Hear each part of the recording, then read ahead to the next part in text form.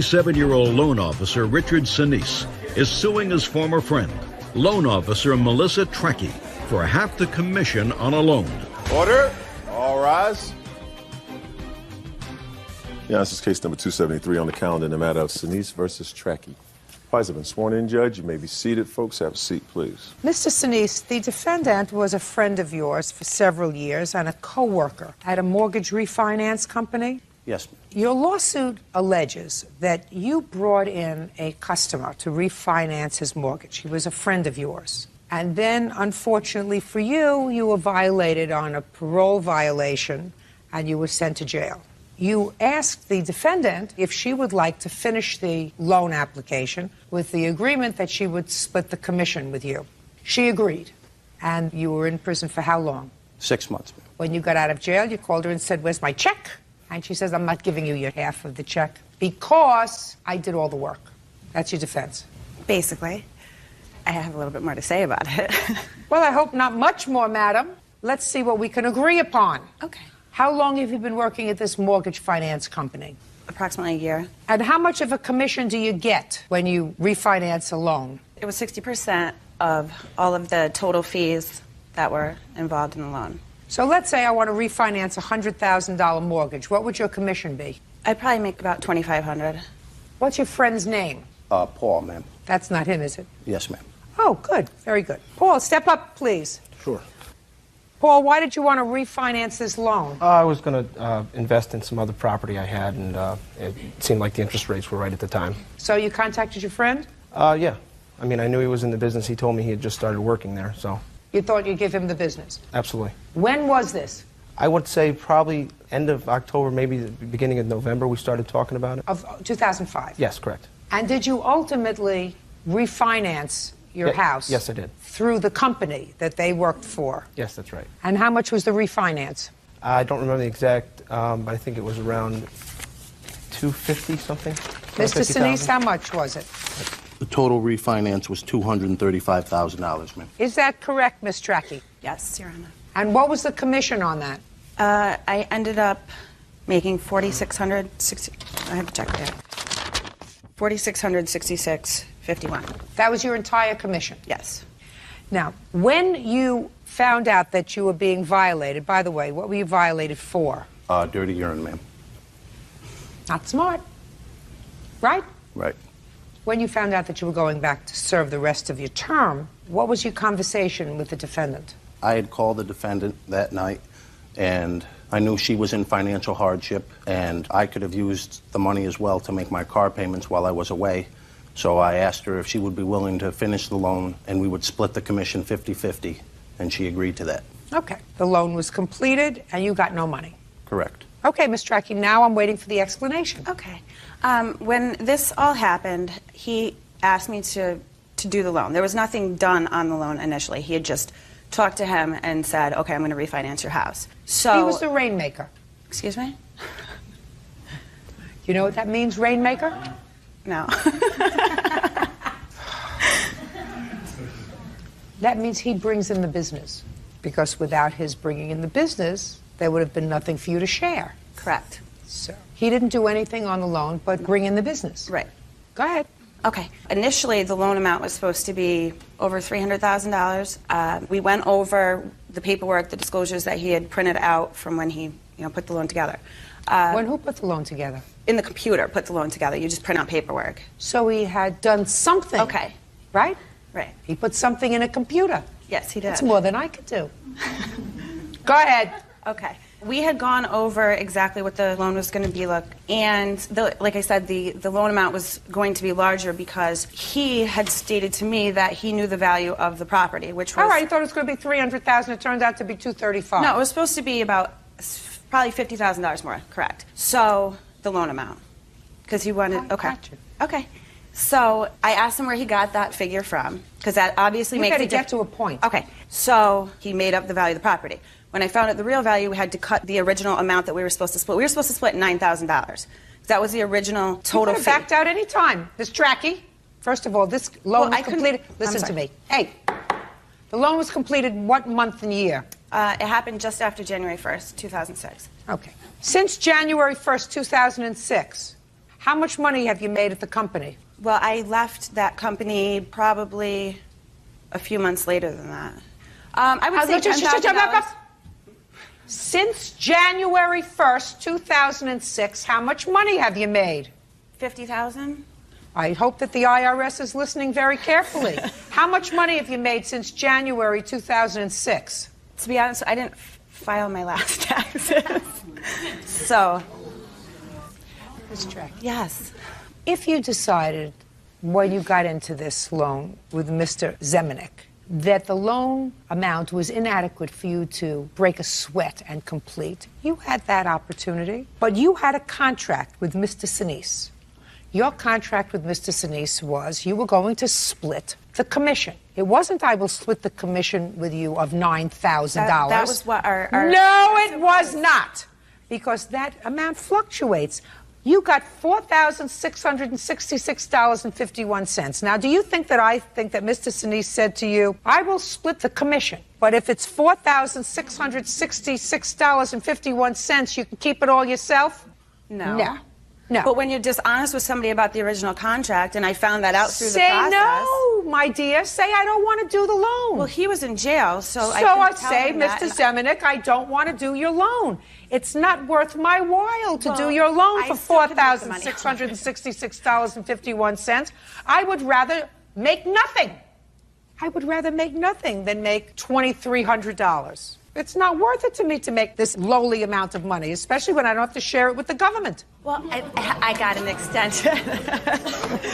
I am filing them. No, the time to file, madam, is past.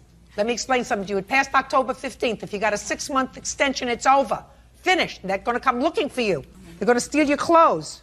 Judgment for the plaintiff for the amount of $2,333. Thank you very much. That's all. Parties are excused. You may step out.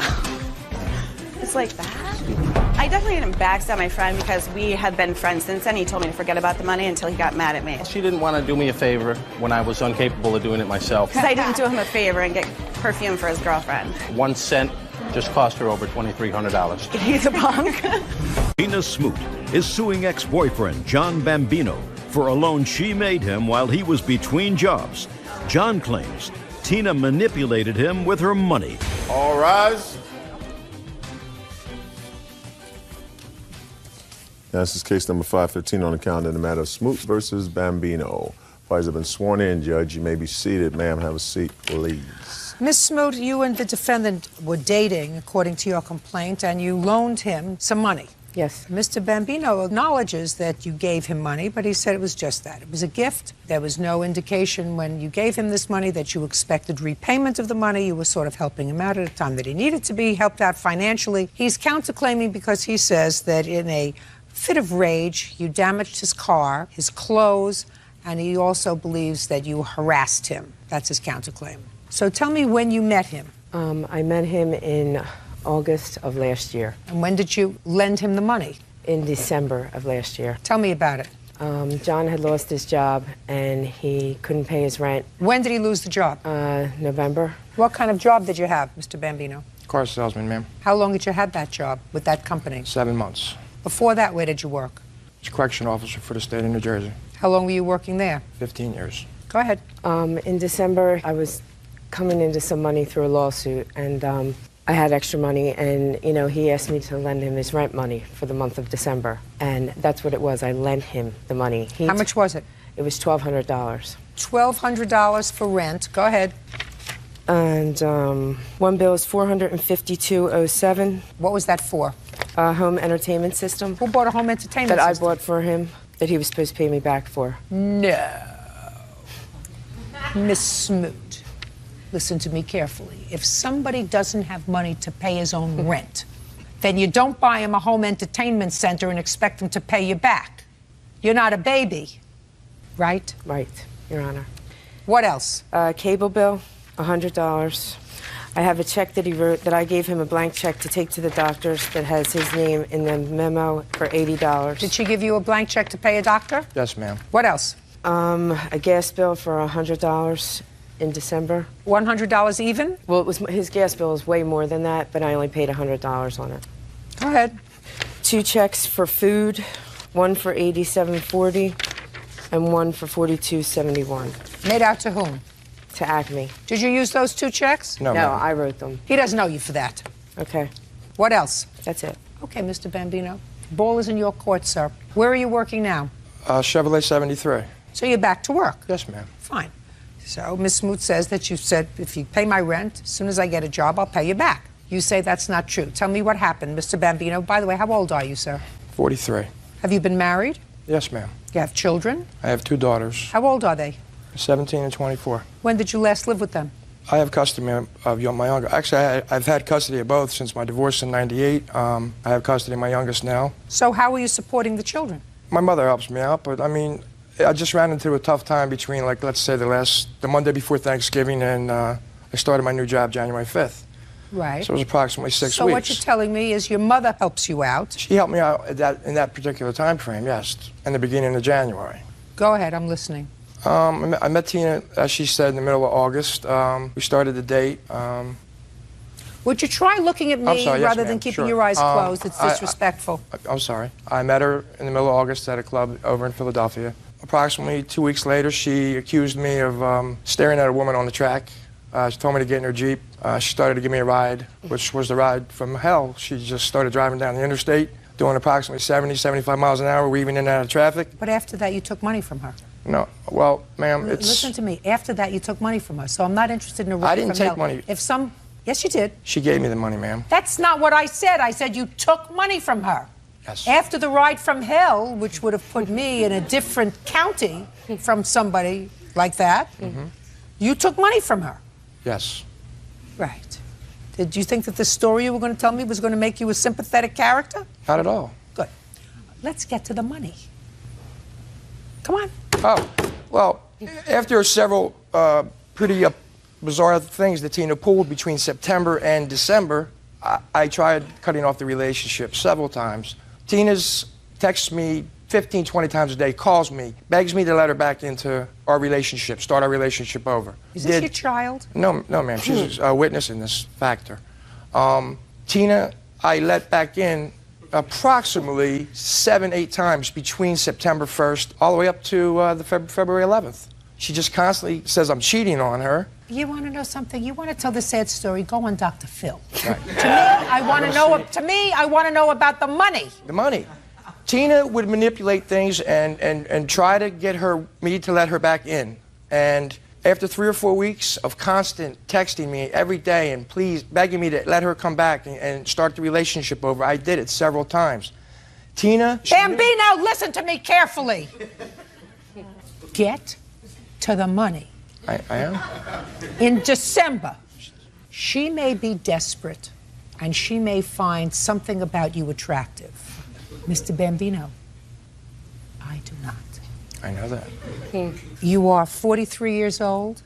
You look every day of it. I know. And They then some. invited me. And Mr. Bambino, and then some. I have children who are 43 years old, sir. That's not you. That's the first thing. Second thing is, let's get to the money in December. Excuse me, you date him? No. Perfect. Get to the money. All right, I let Tina come back over in early December. She laid $1,200 on my couch and said, pay your bills with this. I don't care when you give it back to me, just pay your bills. She insisted. I did pay. I paid my rent with it, of course. The other things, utilities, she paid $100 for the heating bill. Mr. Bambino, how do you think Miss Smoot knew that you didn't pay your utility bills and that you didn't pay your rent? How do you think? By communicating By you with telling me. her. And it was that kind of casual conversation that inspired her to leave the $1,200 on the table for you? Yes, ma'am. And it was at that time that you were concerned about her bizarre behavior that she exhibited 6 or 7 times. Over that 6-month frame, yes. Now, you were a corrections officer for 15 years, sir. You knew that there were certain prisoners that were dangerous, Sure. right? Yes, ma'am. And when you were dealing with a dangerous prisoner, there were certain protocols. You made sure that you didn't put yourself in harm's way. That was your training, right? Absolutely. So here you're dealing with a lunatic, somebody who over the course of 6 or 7 months is doing crazy, bizarre things. So instead of cutting it off, you know where the courthouse is. So if you know if somebody is stalking you, somebody is annoying you, you go to the courthouse and you say, this person is stalking me, annoying me, I need a protective order. Instead, you had somebody stalking you, you took their money. No. You took their money. I didn't say loan, I didn't say gift, I said you took their money. Well, you did, you just told me that, Mr. Bambino. You told me she was stalking you, harassing you, doing all kinds of bizarre things, and she put $1,200 down on the table, and she paid your bills, and you took it. That's what you just told me. Judge Judy continues in a moment. You have to be a nice man, Mr. Bambino. A very nice man. No, you're not. If she's a nut, what you're supposed to do is not be a cad. And later today... Did you say to your daughter, listen, you did me a favor, I'll take care of getting the car inspected, tagged. Did you say that to her? No, That's what a mother does. That's what a mother does. Real cases, real people. Judge Judy. Tina Smoot claims ex-boyfriend John Bambino owes for a loan to help with his living expenses. John is countersuing for harassment and claims Tina intentionally damaged his property. Okay. Now, it is your claim, Mr. Bambino, your counterclaim, that the plaintiff damaged your property, harassed you, and damaged your clothing. You want to tell me when that happened and where? Yeah, first week in November, Tina was going to North Carolina for a wedding. And when did she give you the money, sir? December. On a sympathy scale, sir, of 1 to 10, this is about going to be a -5, because what you're going to tell me is that she, again, acted like a nut, but you took money from her the next month, right? Yes. Keep going. She told me she would let me borrow her Jeep. I dropped off my friend's automobile that I was using at the time, which was a female friend of mine for 18 years. Tina, in the process, went in the glove box and found out who the car belonged to. She took a pen and ripped the whole roof of the inside of the car, ripped the leather on the seats, took a soda and threw it all over my clothes in the back. That's the incident in November. Why did you do that, Tina? I didn't go to that extreme. What did you... Tina. What happened? Why did you do it? I didn't do that, Your Honor. Yes, you did. You did some of it. I called him and told him to bring my Jeep. What did you do to the stuff in the car? I poured soda on his clothes, that was all. You poured soda on his clothes. Is there a police report with regard to the damage to this friend's car? No, ma'am, but I have pictures. It's not your car. It's not my car. Did you fix the car? Not yet. Then you're not the person who can file this claim against Miss Smoot. That would be the car owner. Yes, ma'am. And as far as throwing soda on your clothes? So what? You owe her $1,480. You have to be a nice man, Mr. Bambino. I'm a very nice man. No, you're not. If she's a nut, you're not supposed to take advantage of people who are not balanced. If you actually believe that Miss Smoot is not balanced, then what you're supposed to do is not be a cad and take advantage of her financially. You're supposed to say, I don't want your money. I don't want it as a gift. I don't want it as a loan. I don't want you in my life. I don't want that at all, because I don't think you're balanced. I think that you should take this money and use it well by going to see a doctor who will maybe give you some medication to help you feel better. Instead, what you did is you took advantage of her because you're not a nice person. Nice people don't take advantage of sick people. Judgment for the plaintiff in the amount of $1,480. Your counterclaims dismissed. Goodbye. Parties are excused. You may step out. It was all a big joke. To him, anyhow. That's totally not the case. It's totally not the case. She thinks that something's going on between us. We're just co-workers. She's a little insane. She needs some medicine. That's what she thinks. I feel bad because she's not a bad person. She's got 2 beautiful daughters. First of all, I don't have 2 daughters. I have a daughter and a son. I'm not going to date women ever again. I will never let anybody take advantage of me again. I'm going to do a background check and, do what I got to do. And now the next case.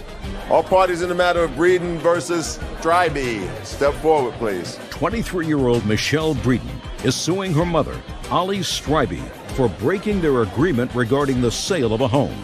Michelle says Ollie kept proceeds that were supposed to go to her. Ms. Breeden, the defendant is your mother. You and your husband and child or children? 2 children. 2 children. Moved into a home that your mother bought, and the idea was that you would live there with an option to buy it. At such a time when your credit became substantial enough for you to get a mortgage and your finances sort of settled down, While you were living there, you claimed that you made certain improvements in the house, invested close to $4,000. And then, according to you, your mother decided that since the housing market had taken off, she was no longer interested in selling you the house at the price that she had paid for it, which was your agreement. But she wanted to sell it on the open market, which she did at a profit, and you believe that she should pay you for the money that you invested in improving the house. Yes, sure. That's the lawsuit.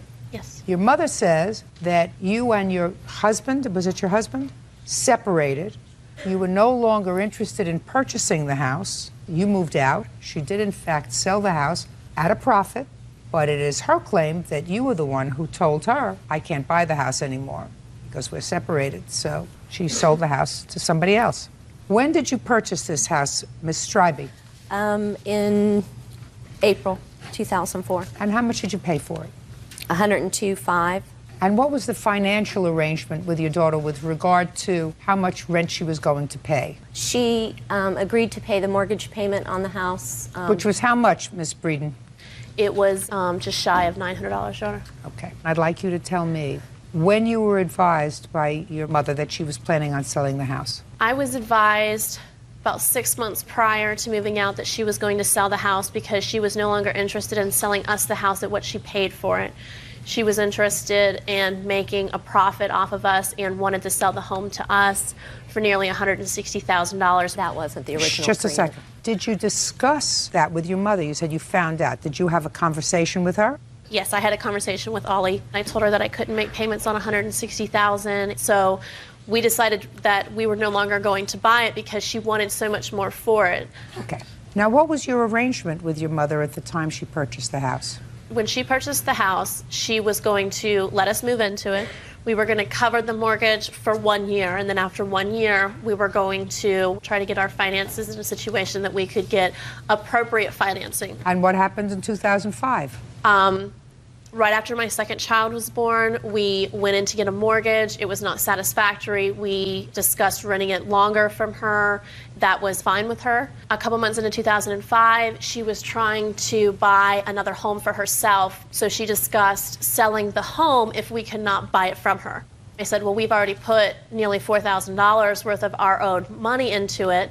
And if you sold it, I would at least like to get that money back out of it to use as a down payment if we chose to move somewhere else. That was fine with her. We moved out the end of February, and she put the house on the market in March. It took her till November 1st to sell the home. Gotcha. When she sold the home, I came to her halfway through November, and she said something about she didn't want to discuss it through the holidays, so I came back to her at the beginning of January of 2007. By that time, she said that she didn't have the money and that she thought that since she had to pay the mortgage from the time we moved out to the time it sold, that she believed she no longer owed us the amount that we were asking for. Gotcha. Okay. Now we'll hear you. Michelle and her husband were expecting their second child and living in a hotel. And although Michelle and my husband doesn't get along very well, I didn't want them to be living in a hotel when the second child. So you made we this bought arrangement. this house for them. Got it. The arrangement was that she would pay the mortgage payment for the year. I got it so far. There are certain things that are not contested.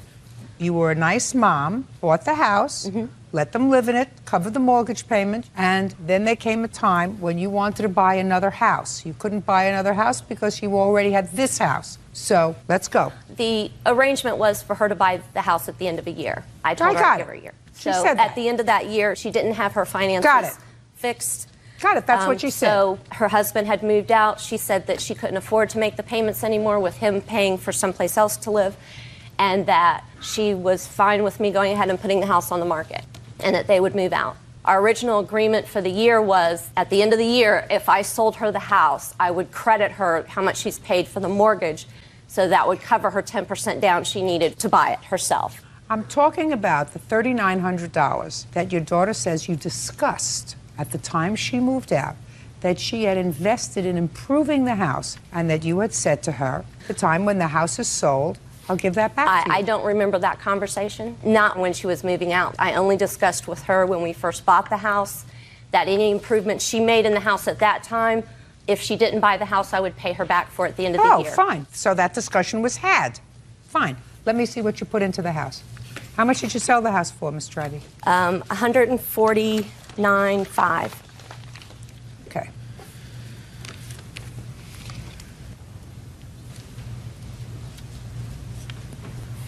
What did you tile?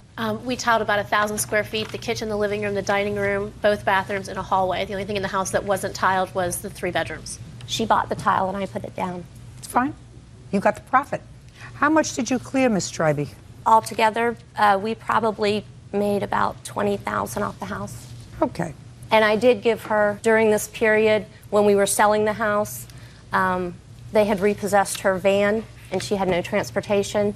So I signed over my 2000 Jeep Grand Cherokee to her. That agreement for that Jeep has nothing at all to do with the home. My first child, I gave up to adoption within this period of time. And I was going to give it to a couple that was in Miami that I did not know. And she came to me and said that since I did not have a car, that if I gave my child to her friends, she would give me the car, and her friends are very good people. But that was the agreement for the Jeep, and that has nothing at all to do with this home. That's not true. I would never offer to sell my grandchild. That was what he needed, because he had already been taken out of her possession once and placed with me for custody. How old is he? He's 6. He's 2 weeks younger than my 6-year-old. I have a 6-year-old as well. And during this period, which is why the husband moved out, is because he was taken away from them and put in my custody. This still has nothing to do with the house, Your Honor. It did, and that was the point where she couldn't afford to make the payments anymore. Where is your husband now? My husband right now is in Cocoa, Florida. Do you live with him? No, I do not. Who do you live with? I live with 2 roommates, and I cover 1/3 of the rent. My friend Lisa and her husband cover 1/3 of the rent, and then my brother-in-law and his wife cover the other 1/3 of the rent. Are you still married? Yes, I am, Your Honor. This arrangement just happened within the last few weeks because her husband's been in jail. At the time that you were living in this house, who was working, you or your husband? My husband was working, and I owned my own business. What kind of business? It was a children's consignment shop. That I helped her open. So you were both working? Yes. So whatever money you invested in the house, you would only be entitled to half of this. Is that right? The other half would be your husband's? Yes, Your Honor, if you want to look, yes, that would be correct. Okay. You think your mother has been reasonable or unreasonable with you? I think my mother has been selfish and incapable of being a mother. In the relatively short time, Ms. Strybey, that I have to spend with you, I'm never going to be able to figure out the pathology of your family. Mm-hmm. But it clearly seems to me that your daughter, whether rightfully or wrongfully, labors under the assumption that you had an agreement, which I find to be potentially a valid agreement, that whatever improvements they put into the house that might inure to your benefit when you sold the house, you would reimburse her for if the house wasn't sold to them. That's a reasonable expectation. And truth is, you sold the house for a profit. And if it were me, I would have said, you know what? She's not in great shape. Let me give her what she put into it and let her move on. That's what I would have done. I did offer, when she started looking for another home right away, I went out with her, and I was more than willing to help her find another home. And if she at some point in the future, you know, was going to buy one, her father and I had already discussed, you know, we would each pay half the deposit. I've given her lots of money. I assume that that's true. But I've always made her pay me back, and I think she's very ungrateful. Okay. Judgment for the plaintiff in the amount of $1950, which represents 1/2 of the amount that you invested in the house. The other half is not your claim, belongs to your husband. Okay. Got it? Good. Thank you. That's all. Parties are excused. You may step out. I've been given a mother who's incapable of loving me, yet comes off as trying to be this star person, and she's not. Michelle has a lot of anger issues over me divorcing her father when her and her brother were young. She wouldn't have been able to sell that house for what she did if we had made the improvements to it. I've helped her with every apartment, every bill, every vehicle. She claimed that she didn't have the money to give me back that we put into the home, but then she instead, that same exact month, went out and dropped $5,000 on a jacuzzi, another $5,000 on breast augmentation. So that apparently ranks higher in the scheme of her life than her daughter. I don't think I owe her any explanation for what we do with our finances. Maybe a last chance effort of getting some type of recognition from her. I understand where she's coming from. I've forgiven her over a course of a lifetime for the things that she's done, but I would have to be very stupid to accept her back into my life. And now the next case. All parties in the matter of Paradeza versus McQuay Jackson, step forward, please. 18-year-old Jenny Paradeza is suing schoolmates Samuel and Stephen McQuay and their mother, Evelyn Jackson. Jenny claims the boys stole her school backpack. You can sit down. Thank you. Miss Paradeza, Yes, Your Honor. you're a high school student? Yes, that's correct. According to your complaint, you had some trouble with your car one day in school, and security guard was helping you out, getting it started, and you put your book bag and your valuables down on the ground. Yeah. And your property was stolen. And it is your claim that the defendants and others were responsible for taking your property, and you want the value of the property that was taken and a little bit extra to punish them. Correct. The defendants, while they acknowledge that they were there, say that they didn't take the property and they're not responsible. When was your property taken? It was October 3rd. And it was at the school? It was during lunch. And where had you left your book bag? It was on the sidewalk in our parking lot. Why didn't you take the book bag and put it in your car? Well, after I figured out that my car wasn't starting, I panicked, so I put my stuff on the floor. I wasn't even Well, I thinking understand about that you the put your stuff on the floor. It would have been smarter to take your stuff instead of putting it on the floor, Yeah, putting it in your car, Mhm. right? Okay. Now, when did you find that it was missing? After I turned off my engine, I went back and looked on the sidewalk, and it wasn't there. Good. Now, what makes you believe that these two young men had anything to do with taking Well, your bag? After I had told the security guard that my stuff was stolen, they took me back to their office, and we went over the surveillance cameras that are in the parking lot, and it showed my backpack on the floor, and then it showed that after the boys had passed my backpack, it was gone. And these two boys were in that group? Yes, they were. Is that right? Yes, ma'am. Gentlemen, Yes, ma'am. what's your name? Sam McQuay, Jr. Stephen McQuay. Brothers? Yeah. Yes. Yes, ma'am. Better. Who was with you that day when you passed this backpack? My friend Jonte and Antoine and Eric. Who took the bag? My friend Antoine. And what did he do with the bag after he took it? He ran to the second floor to the bathroom How do you know that? because I was right outside the bathroom when he took it. Who else was outside the bathroom door? Me and my brother. So you were looking out. No. You were the no, Your Honor. lookouts? No. How big is the school? How big is the school? Big. How many floors? 3. And how many rooms on each floor? Don't know. How many kids go to the school? Don't know. More than 500? Yes, Your Honor. So there are lots of classrooms. So you mean it's just coincidental that after Antoine took the bag and went to the bathroom, you happened to be standing outside the same bathroom? I was with him when he took the backpack, then we went to the second floor together. We? Good. We took the backpack. He physically had the backpack, right? Yes, ma'am. But the word that you used was we. We took the backpack. Isn't that what you said? Yes, ma'am. This is your mom?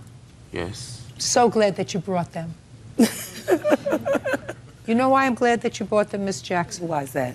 Because he actually thought that he was going to be able to fool me. He actually did.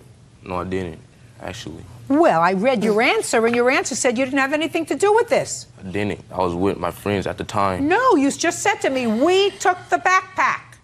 And then we went to the second floor. You and your brother stood outside the bathroom door, acting, now I'm going to use the word, because you didn't, look out. Now, in a school where there are probably 1,000 students, 3 floors, the fact that you serendipitously wound up standing outside the bathroom door while your friend Antoine and Jonte were inside going through the backpack is something that I don't buy. It wasn't an accident that you were outside the bathroom making sure nobody was coming in while they were rummaging through her backpack. It was an on purpose.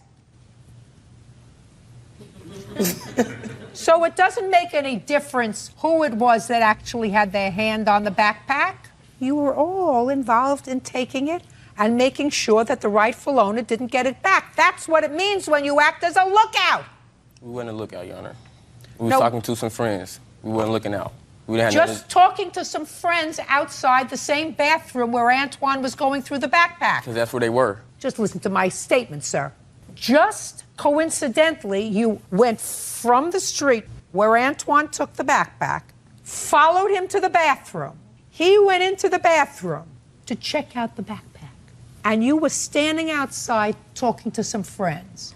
It would seem to me if you had nothing to do with this taking of the backpack, you would want to get as far away from Antoine as possible. And that's exactly why we went to the gym. No, your brother just told me you were standing outside the bathroom. After we were standing at the bathroom for a minute, we went to the gym. And then they left out and went to the lunchroom. How do you know they left and went to the lunchroom? Because we seen them that day, just after that day. No.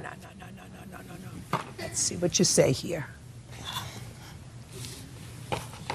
Let's see what you say here. Sam. Who's Sam? That's me. That would be you. I followed the guys all the way up to the second floor hallway. The other kids took the bag in the bathroom. My brother and I stayed in the hall near the bathroom only because we ran into a friend. The kids came out of the bathroom with an identification card and the backpack and threw it in the trash. No one had any money. That's not, we just stayed there and then we went out and we didn't see them come out of the bathroom. We just found out about it in the lunchroom. You say, Sam, that you saw them come out of the bathroom with an identification card and the backpack and threw it in the trash. Were you lying here? No, Your Honor. Oh, okay. Well, that's a little different story than you just told me, young man. You think you're smarter than I am? Never in your life. Never in your life. If you live to be 104, will you be smarter than I am this day? I will. Maybe so, Your Honor. You will? Yeah. Maybe so. Never happen. Never. How would you know? Because you're there and I'm here. That's how I know. That's what you think. That's how. Because you're there and I'm here. That's because in 5 minutes I was able to catch you so far in 2 lies. Not 1, but 2. Tell me those 2 lies. Listen, it's not my job to tell you. I'll give you a copy of the tape, sir. You can go home and watch it yourself. Then you can kick yourself in the behind with your own foot. You're responsible, just as if you took the backpack. Okay. You are responsible for standing outside that bathroom and acting as a lookout while your friends rummaged through it. And if they had come up with a whole bunch of money, they would have given you some of it. The point is, Your Honor, we didn't take nothing. I'm not speaking to you.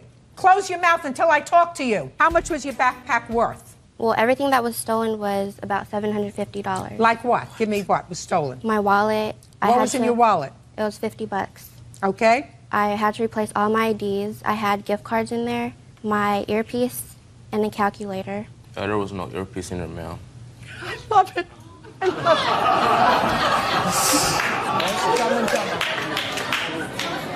it. Judging for the plaintiff for the amount of $500. That's what I think it's worth, madam. Goodbye. Parties are excused. You may step out. There were some things that they said that I would have done the same thing that Judge Judy did. I think it was good. I'm not worried about anything because I have everything. I mean, they got caught in a couple lies. The security guard had talked to 2 of the boys. They didn't want to take the ID and money. We didn't take nothing. The reason I said the earpiece because Jonte and Antoine told me what was in the backpack. They obviously knew, what had happened. I didn't have nothing to do with it. Why should I feel bad for somebody else? I don't know any of them. Until today, I don't even know what they look like. Next time they see somebody doing something wrong, don't be with them while they're doing it. Walk away. Just don't be involved. And now the next case.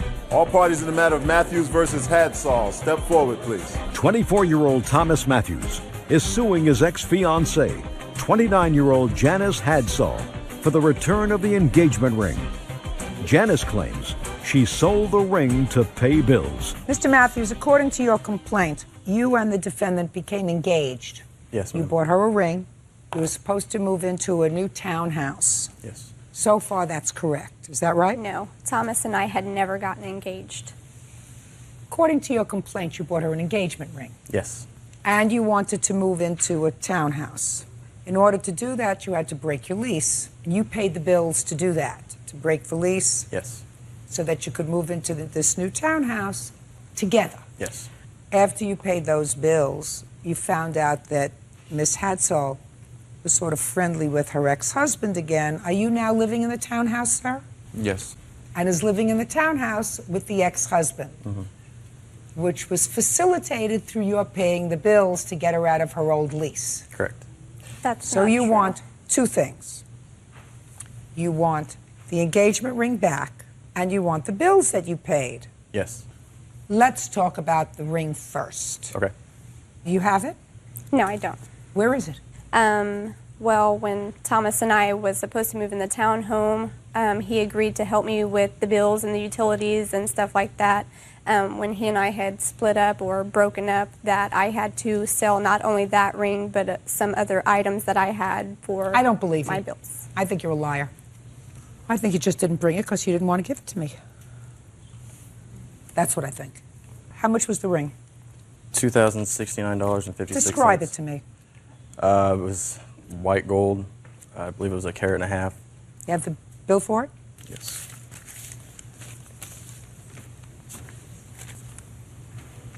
Well, that's what Kay Jewelers calls it, an engagement ring. And Kay Jewelers doesn't lie. Talk and talk fast. We had started dating. We moved into an apartment together. We didn't like the apartment that we had gotten. He and I had some problems. We decided that after we were going to move out of the apartment together, that we went ahead and split up, and he moved out immediately into his parents' home. We had talked about, before we moved into the townhome, possibly getting back together. The day after we got back together, he told me to meet him at the apartment, that he had a gift for me. When he showed up at my place, he gave me the ring. And I told him, you do understand that we just got back together, that we're not getting engaged. He said, that's fine. He had asked me, when do you think would be a good time to get engaged? And I told him, not even for a year from now. You're And not he a said that nice was person. fine. You're not a nice person. Because whether you said it or not, bottom line is, you're old enough to know what an engagement ring looks like. And if you accept it, and if later you go back to your ex-husband, you be a nice person, and you give him back his ring so he doesn't feel like a fool. Do you understand? Yes, ma'am. Do I make myself clear? Yes. Sometimes in a relationship, you are either the dumper or the dumpee. You got dumped on. The second part of your claim is that you got dumped on because you paid the bills to get her out of a lease so that she could move into a place that she really liked. And she did move into a place she really liked, only not with you. That's something that's not nice, but it's not something that's actionable in a court. Okay. Do you understand? Yeah, I do. When you filed for divorce against ex-husband, were you the plaintiff or defendant? The plaintiff. And what did you allege in the action for divorce? Don't say You remember. What were the grounds for divorce? He had an alcohol problem. So he was abusive? Not physically abusive, mentally abusive. He was abusive, right? Yes. Because when you have an alcohol problem, you're not only abusive to you, you're abusive to your children, right? Not technically. Oh, not technically. No. No. How do you think I'm so smart? You think he doesn't have an alcohol problem now? No. You don't think that? No, I don't. And you brought him back into the lives of your children. Yes, I did. That makes you doubly stupid. But that's your prerogative. Meanwhile, you owe him $2,070 for the engagement ring since it's not here. That's all. Step out. Parties are excused. You can step out. I think she was not very understanding at all. I just wanted to get my stuff back and be done with her. Thomas had to buy people's love and affection. I don't need to buy affection. I have a lot of people who love me and a lot of friends. This is his way of getting back at me. It's been the best thing that's ever happened to me. Being done with her and moving on with my life. Bail bondsman Aaron McAllister is suing former client Elena Zadevich for unpaid bail money.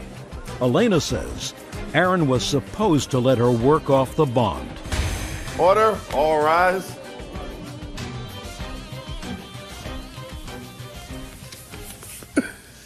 Your Honor, this is case number 483 on the calendar in the matter of McAllister versus Davidge. Thank you.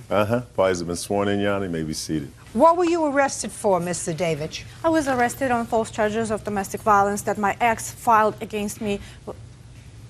I didn't ask you whether they were true or not true. I asked, what were you arrested for? I was arrested on allegations of domestic violence. Was it the first time you were arrested? Yes. Look at me. Was Yes. it the first time you were arrested? The answer is either yes or no. No. Better. When was the first time you were arrested? Several years ago. Having nothing to do with domestic violence. Has something to do with domestic violence. So you have 2 arrests for domestic violence? That's correct. Was it the same complainant in each case? Different. Different. Okay. You are a bail bondsman? Yes, Your Honor. It is your claim that you received a call from the defendant in jail. You responded. You bailed her out of jail. At her request, she promised to pay for the bond. She did not. You want your money. Yes. Defendant says you're a sleazy bail bondsman and she's not paying you. Correct. When did you receive the call? Sometime in the middle of the night from the county jail. What night? I'm not Karnak. What night would I'm you sorry. like to tell me it is? July the 15th. In the middle of the night. You were home? Correct. In bed. How did you get his number? It was posted on the wall in the county jail. You have your home number posted in the wall in county jail? No, ma'am. It's an office number that forwards to my cell phone in the evening and weekends. I see. I wouldn't think that you'd want your house phone No. to have a number. Okay. What did the defendant say to you when she called? That she was in jail and she had to get out. She had to get to work the next morning. If she didn't get out, she would lose her job. What kind of job do you have? I'm an executive assistant. For whom? For a small media startup. How long have you had that job? Close to a year. 10 months? Something like that. Where did you work before? I was managing a medical spa. Where? Walnut Creek, California. Okay. Have any family here? Just my 2 children. How old are they? 6 and 2. They live with you? Part-time. Who do they live with the other part of the time? Well, my son lives with his dad, and my daughter part-time lives with her paternal family. Maternal or paternal? Paternal. Paternal. So the father's family, father's parents with her grandparents? No, his brother and his family, they live very close by, about 10-minute drive from where I live, and she's there a lot because I work full-time. Okay. So you had to get to work at the media startup company when you called him? Correct. Did you tell him that you were going to take care of paying his bail? What happened was I told him that I didn't have any money. No. When you called him on the phone from jail, you told him I don't have any money? Correct. Is that right? No. Of course not. Right. I wouldn't. Of course not, because if you tell you, please bail me out of jail, but I don't have any money, and he doesn't know you from a hole in the wall, he's not getting out of his warm bed in the middle of the night. Madam. Well, he did. No. He did. The question was, did you tell him that you didn't have any money? Yes, I did. He says you didn't, and I'm saying I believe him that at that time you didn't tell him I have no money. Because if he's in business and he gets a call from a stranger, you are a stranger, right? Correct. That I want you to get up out of bed, drive over to the jail and bail me out. But by the way, I have no money. He'd say, call somebody else. That's exactly what I said. All right. I don't believe you. Go ahead. We discussed that she had a CD, and the CD was maturing within the next 30 days, and that there would be ample That you would money, have money. correct, in the CD to pay me out of the proceeds of the CD. And she didn't want to cash it in early because she didn't want to pay the penalty. I agreed to those terms within 30 days that she would use the CD. Was this on the telephone? That was on the telephone. Okay. Because you did ask her the question about money. Correct. And when you said, do you have money, what did she say? I have a CD. Okay. So, did you tell her how much the bail would be? Correct. 10%, $5,000. Because she had $50,000 bail? Correct. That's a high bail for domestic violence. It is. Do you know why it was so high? That's per the schedule in that county. That's always $50,000 for a felony charge. It was a felony. Yes. Okay, go ahead. So we get her out. We memorialize our agreement in writing. She Can I signs see it, a please? bail contract and the agreement to pay. Can I see it, please? Okay, so you signed an agreement to pay him the $5,000. I had no choice. He made me sign it. But Madam, you listen haven't to me heard- very carefully, madam. You have a choice. Your choice is to stay in jail until the matter on which you were arrested for is tried. That's your choice. You You chose. had a different agreement. No. This is your agreement. This in here is your agreement, in the four corners of this agreement. And what I asked you was, did you sign this agreement? And the answer is either yes or no. Not Yes, I was forced did to sign that it. agreement, but aside from that, there was an oral agreement that took place between me and Mr. McAllister. I'll get and to I you in have- a minute. Okay. Go ahead. Once the agreement's signed, I get her out of jail. She says, now what do? I live 30 minutes from here. I agreed to give her a ride. She's worried about getting to work, so I give her a ride. And it's about 30 minutes away. So during that time, she tells me the entire story about the arrest, and I attempt to be understanding that, she was arrested, and I'm sorry, and that's a bad thing, and you're dealing with a breakup, and, how she caught her boyfriend with his new girlfriend laying on the couch that she paid for or she picked out. And the entire time in the car, Would you look at me when you're telling me this story, Mr. McAllister? Look at me. Don't look down there. Sorry. The entire time in the car, she says, I'm not a stalker, I'm not a stalker. I go, okay, sorry, you're not a stalker. No problem. Okay, I'll get you to your vehicle. Well, the vehicle's parked 3 blocks away from the house where she was living or where she was arrested. So there's obviously something going on there. Anyway, I get her out, she signs the agreement, and she refuses to pay me. Just a second. When did she sign the agreement? Immediately upon release from the county jail. Okay. And then you drove her to her car. Correct. And you dropped her off at her car. Yes. And she never paid you. Right. I made When repeated for the first time did you contact her with regard to payment? Well, within 10 days, we sent her an invoice, just a reminder of the payment terms, and sent her 4 or 5 subsequent invoices that went answered with these rambling letters talking about... Do you have a copy of the letters? I do. Can I see them, please?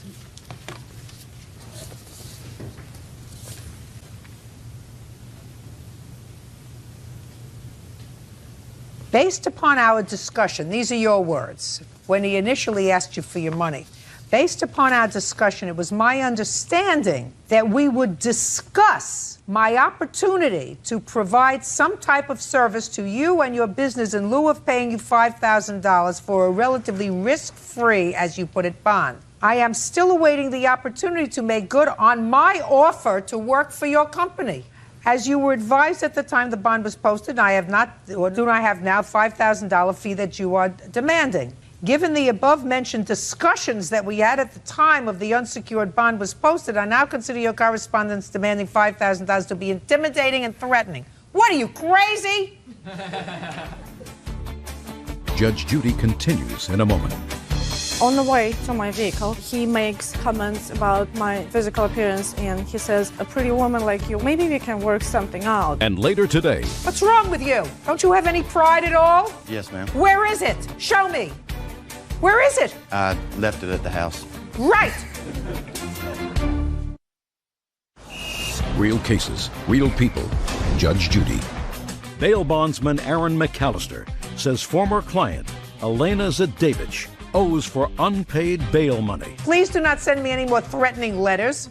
You knew my financial predicament at the time bail was posted. I still intend to honor my promise to perform professional services for you. You never promised to perform professional services for him. Your own letter says, it was my understanding that we would discuss my opportunity to provide some type of service to you or your business in lieu of paying for the bond. Given the above-mentioned discussions that we had at the time, I now consider your...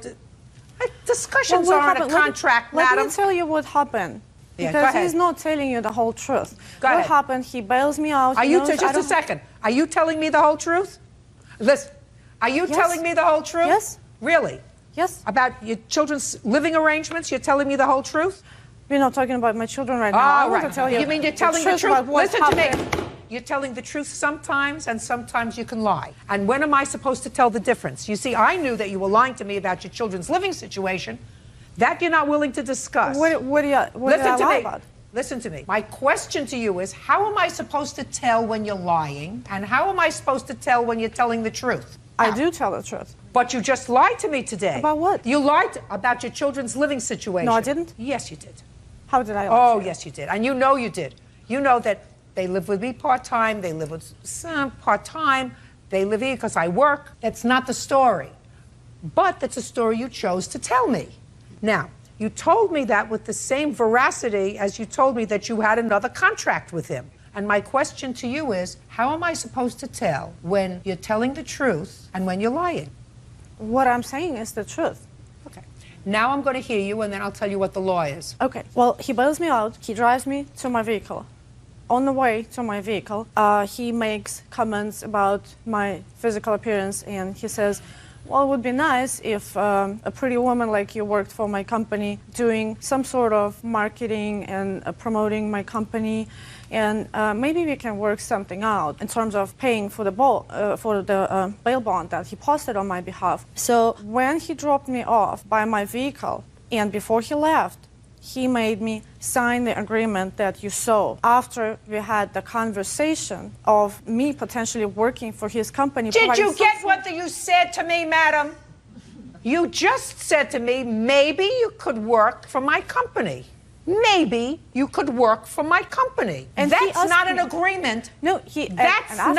No. After that, nothing. You took that, and I believe that you said that to her. Well, maybe you could work for my company and do something. Maybe you said it to her. Who cares? It's not relevant. There was no I contract. said I couldn't work for him full time as he proposed. It doesn't. So he No, said, madam. We can work something out, and you can work for me on weekends. Your Honor. Oh, listen to me. Listen to me. You're making it up as you're going along. No. Yes. No, I have you are a because letter. according to what you said to me, after you had that discussion, after, not before. You see, he said you signed this at the jail. No. You say I signed it after I had the discussion with him about working with him part-time, weekends, etc. If that was true, that's not contained in this agreement. No. And I believe, madam, that you are one smart cookie. And if he had this conversation with you where you made a contract with him, a contract that's enforceable, to work off the bail bond by working for him part-time, you would have put it in this agreement because you were already out of jail. So then you could either say to him, I'm not signing this, or you say, it's not the entire agreement that we have, but you didn't. You signed it and said, I promise to pay you $5,000. Well, he told me right there that if you don't sign it, I'm just going to put you right back to jail. That's what he told me. I don't believe you. You're making it up as you're going along. No. You're making it up as you're going along because if he said to you, you sign this or I'm going to take you back to jail. That's what he said? Your response would have been, well, then put in our agreement that I could work it off, right? Right? I was very stressed. Oh, listen, it's not the first time you were arrested. That's why I asked you the question before. And it's not the first time. It's probably not the second time that you were arrested. So pay him his money. You owe him his money. Don't be a con artist. Judgment for the plaintiff in the amount of $5,000. That's all. Parties are excused. You may step out. I've offered to either work for his company My family's been in business over 40 years, in lieu of paying for the services. and it didn't come from having criminal defendants work in my office. It was his offer initially. It's a bad deal. I'm sorry she had to go through what she went through, So he reneged on the original agreement. but I performed a service and I need to be compensated. And now the next case. All parties in the matter of Schulteis versus Britton, step forward, please. 20-year-old Lisa Schultheis is suing her former friend, 20-year-old Kelly Britton, for the money she paid to go on a 2-day cruise to the Bahamas. Tell me your first name. My name is Lisa Schulteis. Kelly. You two gals used to be friends, is that right? Yes. Yes. And at some point, Kelly, you lived with Lisa and her family? Yes, over the summer. How long had you been friends? We've been friends since 5th grade. About 10 years. This is your lawsuit. Kelly was getting married. Yes. And she prepaid non-refundable tickets, allegedly, for her honeymoon. And that was going to be where? The cruise was going to the Bahamas, Nassau. And that was for you and your fiancé. Yes. And when the wedding sort of went off, you asked her if she wanted to go. Yes. Because these were non-refundable tickets. She said yes. And according to you, you paid her the $600 Yes. for the ticket. Then you had a fight, and you said, I'm not going, and I want my money back. Now, Ms. Britton says two things. She said, first, you only gave her $200, and second, you decided not to go. That doesn't mean you get your money back, because ultimately, you did go on the trip, Yes. but you went with your mother. Other than the fact that you say that you gave her $600, is there any proof that you gave her $600? I actually bought a 18-foot diameter swim pool. It's $268 and something change. I decided a month later that I did not want the swim pool anymore, that I would take it and use it towards a trip. So I took the swim pool back and I handed the money to Kelly right in front of my mom. I counted $270. Okay, so that's $270. Yes. That's not $600. I also, well, my mom was there that night. I so far have $270. I have proof if you'd like to see the receipts. Receipts from what? From the swim pool. I believe the swim pool. I believe the swim pool. The swim pool is $270. That's not $600. Yes. I'm a witness to some of it. Are you the witness to anything other than the $270? Yes. Yes, she is. Stand up.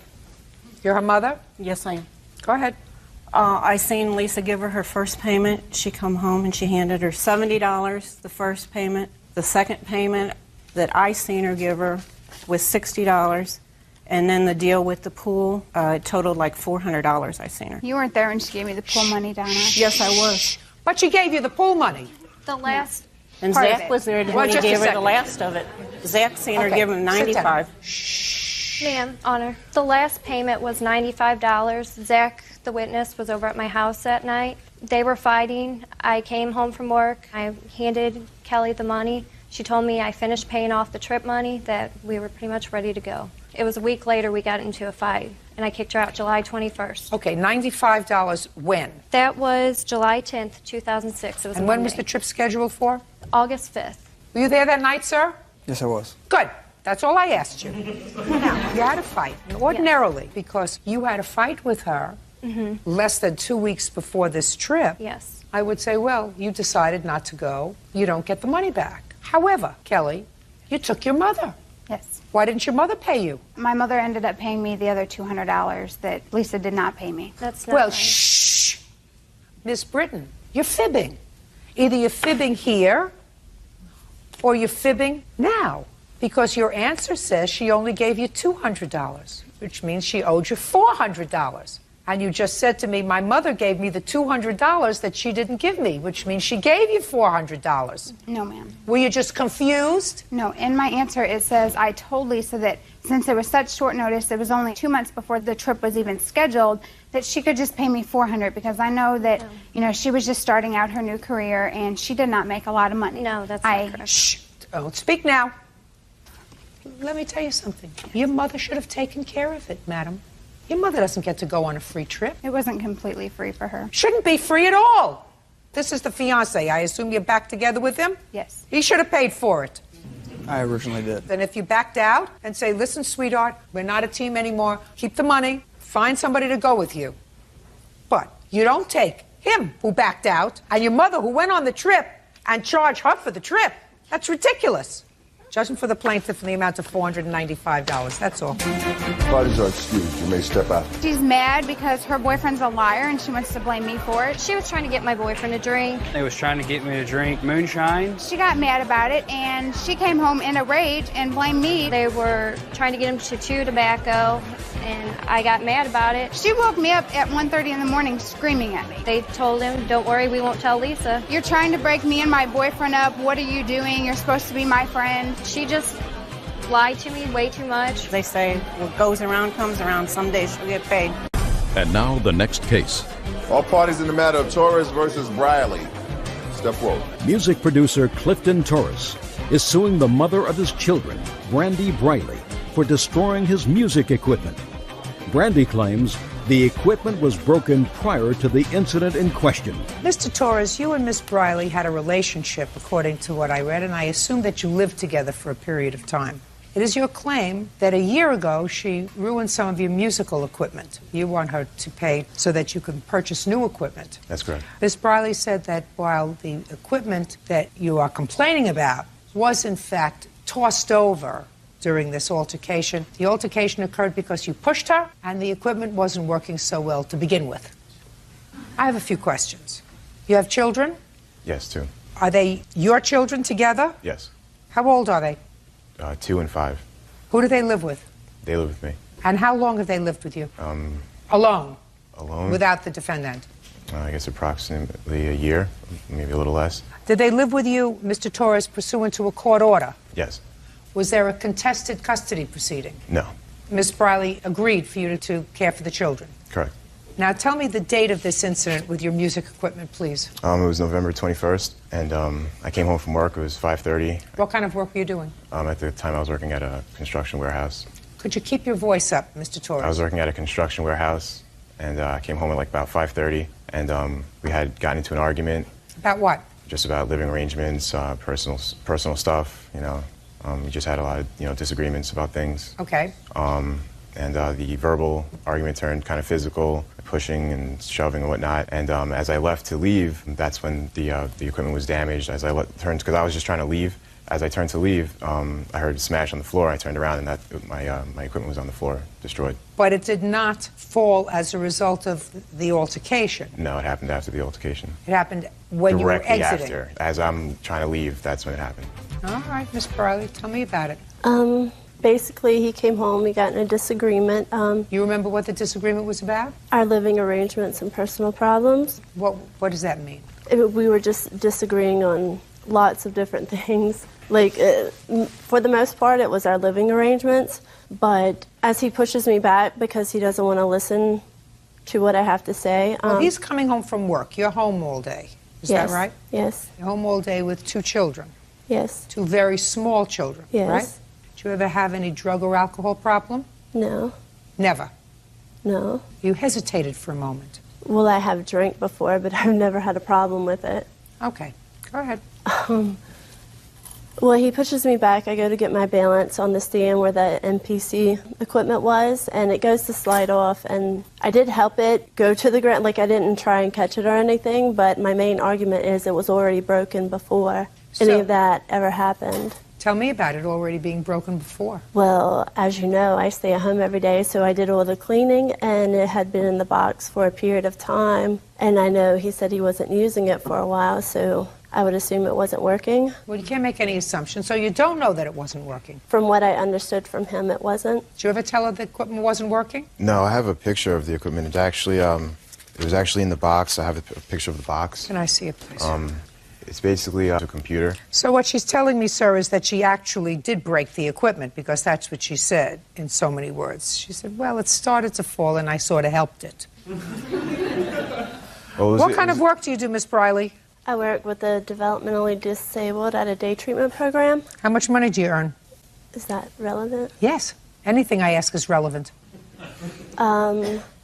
How would you like it then? Weekly? Weekly, hourly, bi-weekly, monthly? however you're paid. I make about $2,000 a month after taxes. How much do you pay in child support? Currently, I don't pay child support. I assist with getting their needs. Like, I went school shopping for my son. I help buy diapers. Like, Mr. Torres. Yes. You are the full-time custodial parent of these children? That's correct. You're supposed to collect child support for them. Do you understand that, sir? Your Honor, when we made the agreement for custody or whatnot, there was a verbal agreement, basically, that she was going to help out in certain things, and I wasn't supposed to receive child support for 6 months, so... 6 months is now passed, sir. Right.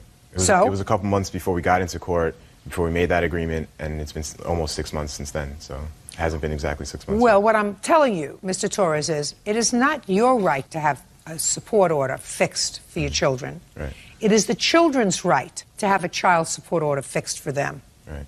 Support order. I'm in the process. I go back on the 28th. We go back to court, so... Fine. Do you have a bill for this equipment, sir? Yes, I do. May I see it, please? I actually have I'll just give this all to you. I have a police report, and I have, I don't have the receipt because it was purchased in about 2001. I do have an ad for the same exact equipment. It's pretty much almost exactly identical. Let me see it. You'll be able to see that for yourself. I brought it to get looked at a shop, and they basically rendered it, irreparable because the motherboard, the internal CPU board is cracked due to the fall. Did you get a protective order, Mr. Torres? I had one at one time, but it was disengaged. Was it as a result of this? No, it was something that happened prior to, before that. How much did you pay for the equipment, sir? $2,400. Well, you can replace it for $1,700, correct? That's correct. That's not exactly the identical model because May not be, but it's also 5 years ago. I understand. Judgment for the plaintiff in the amount of $1,700. That's all. Step out. What is our excuse? You must step out. I think she did the best job she could. I think it was a fair decision. Well, I think we'll be pretty civil. I'm going to be able to, purchase my equipment that gets me back on track, so I'm on track, constituents for life. And now the next case. All parties in the matter of Young versus Young. Step forward. Christine Young is suing her son, Shannon Young, for missed payments on a car she helped him buy. Shannon says his mom repossessed the vehicle in question. Mrs. Young, this is your son. And according to your complaint, he purchased a car. You co-signed for the car for him because he couldn't get the car using his own credit.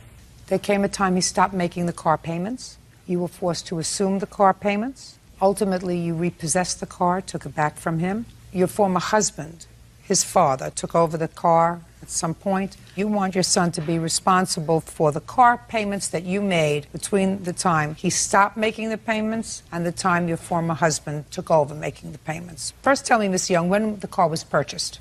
It was March of 2003. What kind of car was it? A 1999 Subaru Forester. And it was in your name, sir? Yes. What's your first name? My first name is Shannon.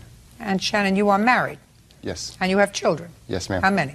I have 2 children. Your mother co-signed for the car? Yes. And you made payments from March of 2003 up until when, sir?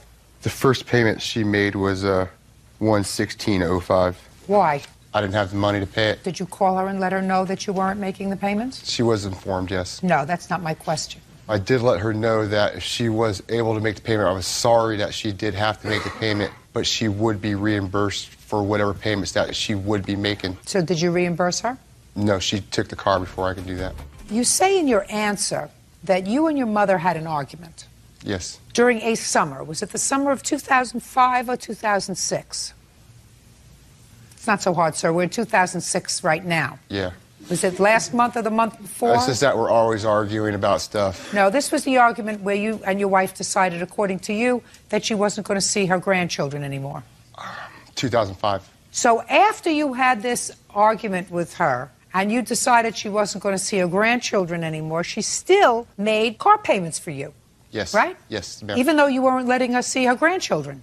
She was not coming by to see the grandchildren. She was there for Halloween. Thanksgiving came and went. She didn't call. Just a second. I don't ask whether she called. I'm reading your answer, Yes, sir. yes. Your answer said, as a result of an argument that took place last summer, it ended with my wife and I deciding that she was not to see our children, her grandchildren. That is correct. And all I'm saying to you is after you told her, don't tell me what she didn't do, you told her that she couldn't see her grandchildren, she still made car payments for you. That is correct. Why do you think she did that? She's a co-signer on the car. She didn't take the car away in January. She could have. Yeah, she could have. When did she take the car away? I want to say April. She didn't take the car away in February, sir. You didn't make a car payment. No, I did not. She didn't take the car away in March. No. So this lady who co-signed the car because you didn't have reasonable enough credit. You were old enough to make babies, but you weren't old enough to have enough credit to buy a car on your own. So she had to co-sign for you. She had to make payments for you when you couldn't make the payments. Then you had an argument with her. You told her she couldn't see her grandchildren. She continued to make payments on the car for you and didn't take it away. I just want to get the timeline straight. Shannon. Yes. Must have been a really important argument that you and your wife decided she wasn't going to see her grandchildren anymore. Yes. You want to tell me about it? Why we wouldn't let her see the grandchildren anymore? Yeah. She's doing her best effort to involve herself with the grandchildren. She doesn't like my wife, and so she loves the grandchildren because they're her grandchildren. Now, for example, when my first son was born, I called her up from the hospital. And How long ago was this, sir? This was 5 years ago. I'm not interested in 5 years ago. Tell me what happened in the summer of 2005. Well, she called me up asking when I would be able to make a payment for her. She asked me if I would be able to have the payment for her on Friday. I said, no, I will not be able to have it for you on Friday. I said, I'll have it for you on Wednesday. She said, well, can you have it on Tuesday? No, I cannot have it on Tuesday. I can have it for you on Wednesday because that's when I'm getting paid. And then she started asking me if I loved her or not. And I said, yes, I do love her. And then she started crying to me. And I said, you know what? You don't need to start crying. And then she says, I am making your car payments for you because you're my son and my grandkids need something to drive around on. But it's not the car payment that is upsetting me, Shannon. She says, I know I'll get the money back from you. What's really bothering me is that I have been making your brother's payments on his carpet cleaning machine, and I have made a couple payments on your brother's Mustang.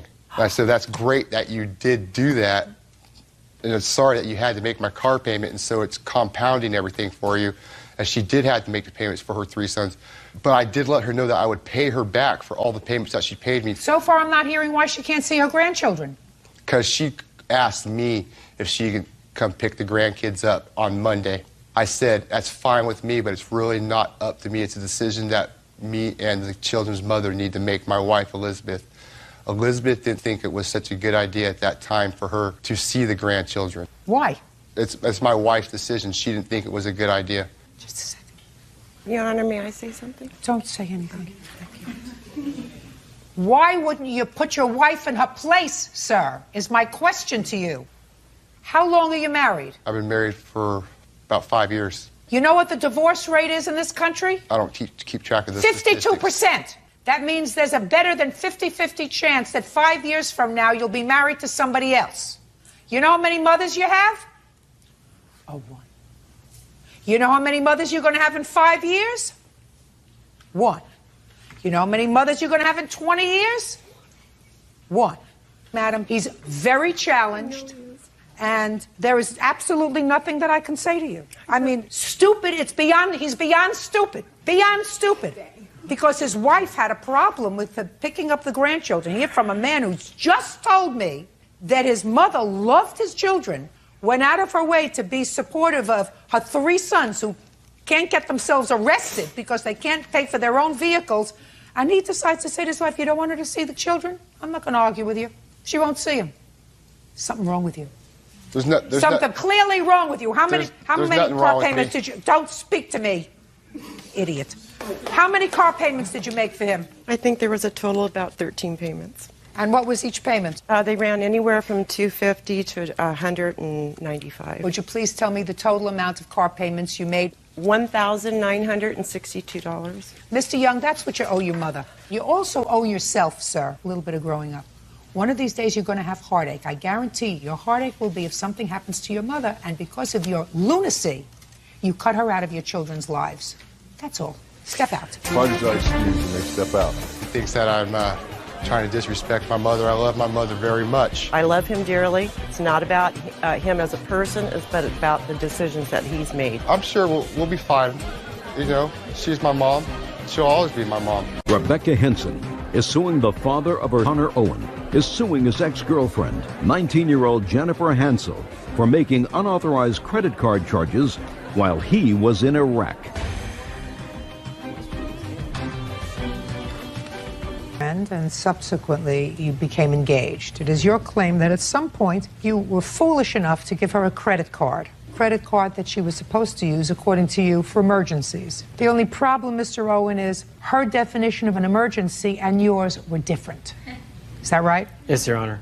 And you're no longer a couple. You want her to pay you back for those credit card charges. Yes, Your Honor.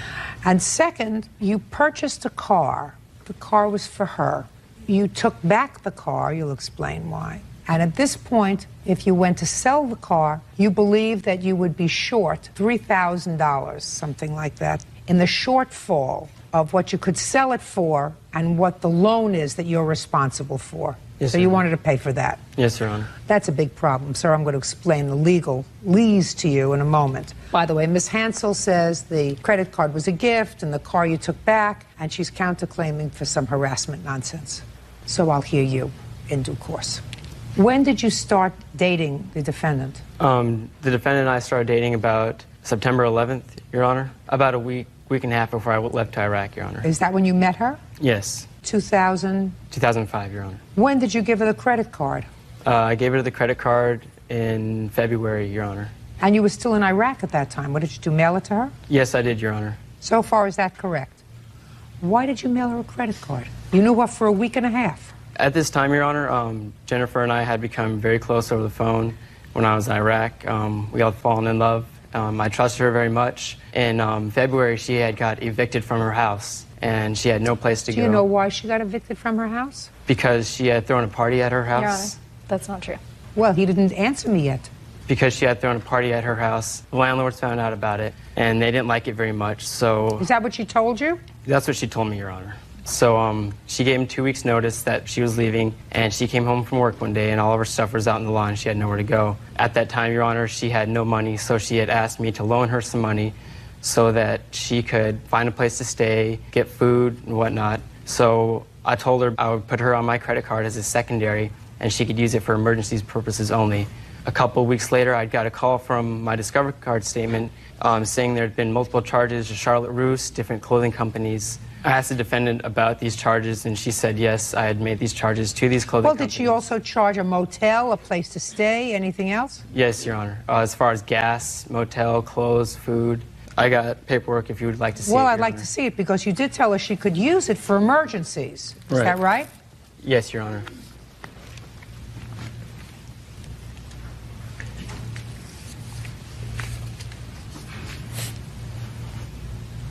You went to stay at a Best Western hotel? Yes. Albertson certainly is food, Exxon is gas, Chevron is gas, and Taylor stores. You went shopping for clothes. I had a new job, and the clothes that I had did not fit the dress code. That's too bad. Did you ask him if you could use the credit card for clothes? Yes. And what did he say? He said it was fine. Is that right?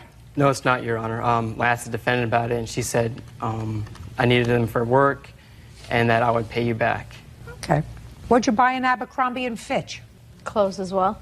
Also for your dress code? Partly, yes. Button-down polo shirts.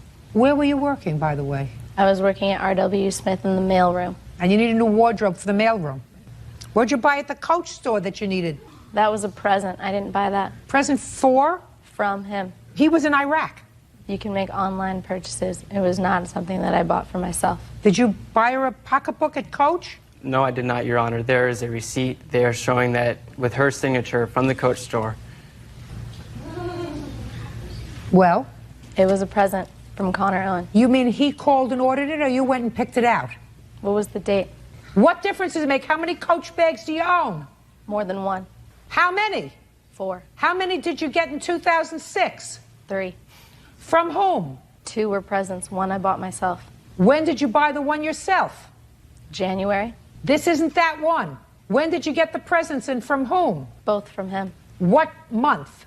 1 in March and 1 when he had returned in May.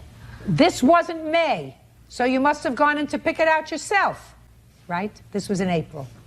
April 15th. So you went to the store, picked it out yourself, and bought yourself a present from him.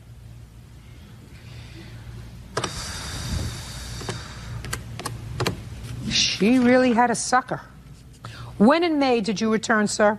I returned April 12th, Your Honor. Did you tell her that she could use your credit card for an eye exam? No, I did not, Your Honor. Yes, he did. Why didn't you pay for your own eye exam? You're working. I didn't have insurance, and I didn't have enough money. This wasn't insurance. You paid for this on a credit card. That's not insurance. His credit card is not your insurance. That's why I needed the credit card, because I did not have insurance to pay for it, Your Honor. You had a job. A job pays you money. Why didn't you pay for your own eye exam? My job was not paying enough money to cover extra expenses. You mean like Coach pocketbooks? Judge Judy continues in a moment. Did she give you any money towards his credit card? No, she didn't, Your Honor. You know why? She was using me, Your Honor. She's a user.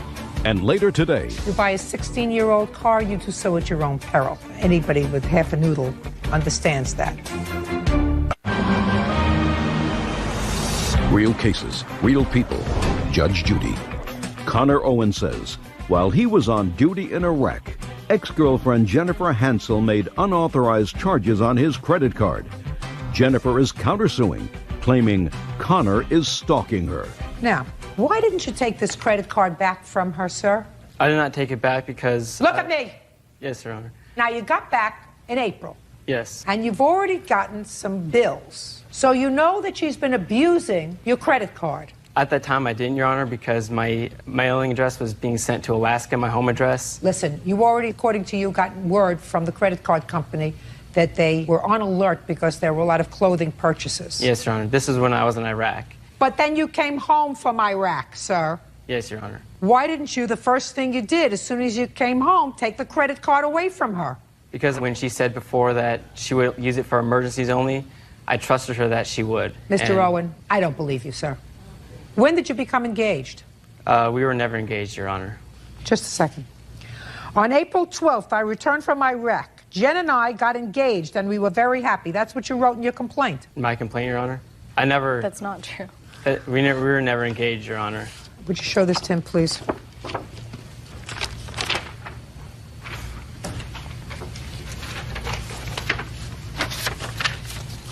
That is your signature on that document, is it not, sir? That's the complaint. Yes, it is, Your Honor.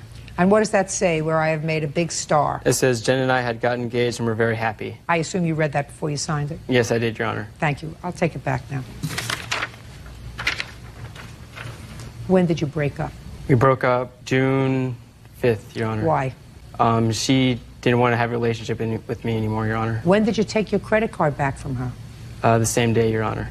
And between the time you got home in April and June, did she give you any money towards this credit card? No, she didn't, Your Honor. You know why, Mr. Owen? She was using me, Your Honor. That's right. But she could only use you if you allowed yourself to be used. She's not a nice person. I realize that now, Your Honor. Well, that doesn't make a lawsuit, Mr. Owen. She's a user. And if you had stayed together with her and she didn't pay you this money, you wouldn't have sued her. You decided to sue her because she broke up with you. Now tell me about the car, and then I'll tell you what your problem is with the car. When I was in Iraq, Your Honor, she had a very unreliable car that was breaking down. I got back, and we went to South Bay Volkswagen to purchase her new Volkswagen Jetta. They would not approve it because her credit is not sufficient enough to have a vehicle. She can't pay for an eye exam. She can't pay for a new Jetta. Yes, Your Honor. I talked to the finance officer. He said, we can't approve it with your name under it. Jennifer and I had talked about it, and we had made a contract stating she was financially responsible for the vehicle. I had nothing to do with all finances. Did she make the payments? No, she didn't, Your Honor. So you took the car back? Yes, I did, Your Honor. Where is the car now? I'm trying to sell it right now, Your Honor. You can't anticipate, sir, in a lawsuit what you're going to get for your car. That means that I would have to speculate as to what you would get for the car. And we don't do anticipatory lawsuits in this country. Unfortunately, that means that what you have to do is you have to sell the car and then sue her for the difference. Then you have an actual damage. Right now, you only have a speculative damage with regard to the car. Now, who are you? I'm his mother. You didn't tell him good enough. Yeah. That's it. Took the car to a dealership yesterday. I don't care what you took the car to a dealership and what they told you, madam. That's hearsay. He has to sell the car, and then he has to sue her for the difference between what he got for the car and what's owed for the car. And if the court finds at that time that there was a contract that she did not fulfill, the court will enter a judgment against her. I suggest you do that. Okay. What? Your Honor, I'm also suing her for the down payment of the car and the first car payment. You can't do that, sir. You're in love. And because she disappointed you doesn't mean that you now can come back and sue her for all the things that you really gave her when you were in love. Now, if you were notified in Iraq that she was using this credit card for non-emergencies, somebody that you knew for 1 week before you went there, and you cut off your credit card and sued her for the things she had purchased, I would say, perfect. But what you did was you allowed her to continue to use that credit card even after you came home without taking it back from her, without calling up and canceling it and saying, listen, I love you, honey, and I want to be with you forever. But until we're married, you can't have my credit card. And I'm certainly not going to put down for a down payment on a car, for the first car payment for you, because you haven't paid me back what you owe me on the credit card. Right? Yes, Your Honor. That's a gift. Or stupidity. I don't know which one. Either one I don't deal with. Put your hand down, sir. Now, you have 30 seconds to tell me about your counterclaim, madam. My counterclaim is because of 3 instances of breaking and entering. I have 2 police reports to support that and repeated stalking. Time's running. Would you like to see the copies of the police No, reports? what you tell me? He broke into my house once after we had broken up, begging me to get back together. I said no. He left hastily. Broke in a second time for the same reason. Again, I said no, and he left again. And the 3rd incident was stalking and threats at my workplace. Well, tell me about the stalking and threats at your workplace. Stalking, he was seen at my workplace, waiting for me to come. Did you see No, him? my witness. This witness? Yes. Step up. Your name? My name is Rachel, and I'm a witness. Rachel is a first name. My name is Miss Spence. Okay, where do you work? I work in the same mall as she does at Lens Crafters. Let me hear you. Well, I've seen him. I caught him stalking Miss Hansel right here during Stalking work. is a judicial determination. You saw him doing what? I saw him watching her while I was at work. Watching her from where? From behind, like, a corner. And? And it seemed kind of creepy to me, personally, which I thought was kind of weird, which is why I'm here. And how many times did you see him watching her? I've only seen him once. When was that? That was about a month ago. I'm not sure the exact date. In the month of? The month of May. Was I looking at you? No. The month of May? Correct. Well, in the month of May, they were still a couple, madam. They didn't break up until June. So maybe he was just waiting for her. Thank you. Can I have a seat? Judge Judy continues in a moment. Next time, pick more carefully. Not everything that has a pretty face is a nice person. And later today, If you wanted that she had full coverage on the car, you put it in the contract. I'm not a car dealer, Your Honor. I don't give a rat's two whether you're a car dealer or whether you repair antennas on... he was on duty in Iraq. Ex-girlfriend Jennifer Hansel made unauthorized charges on his credit card.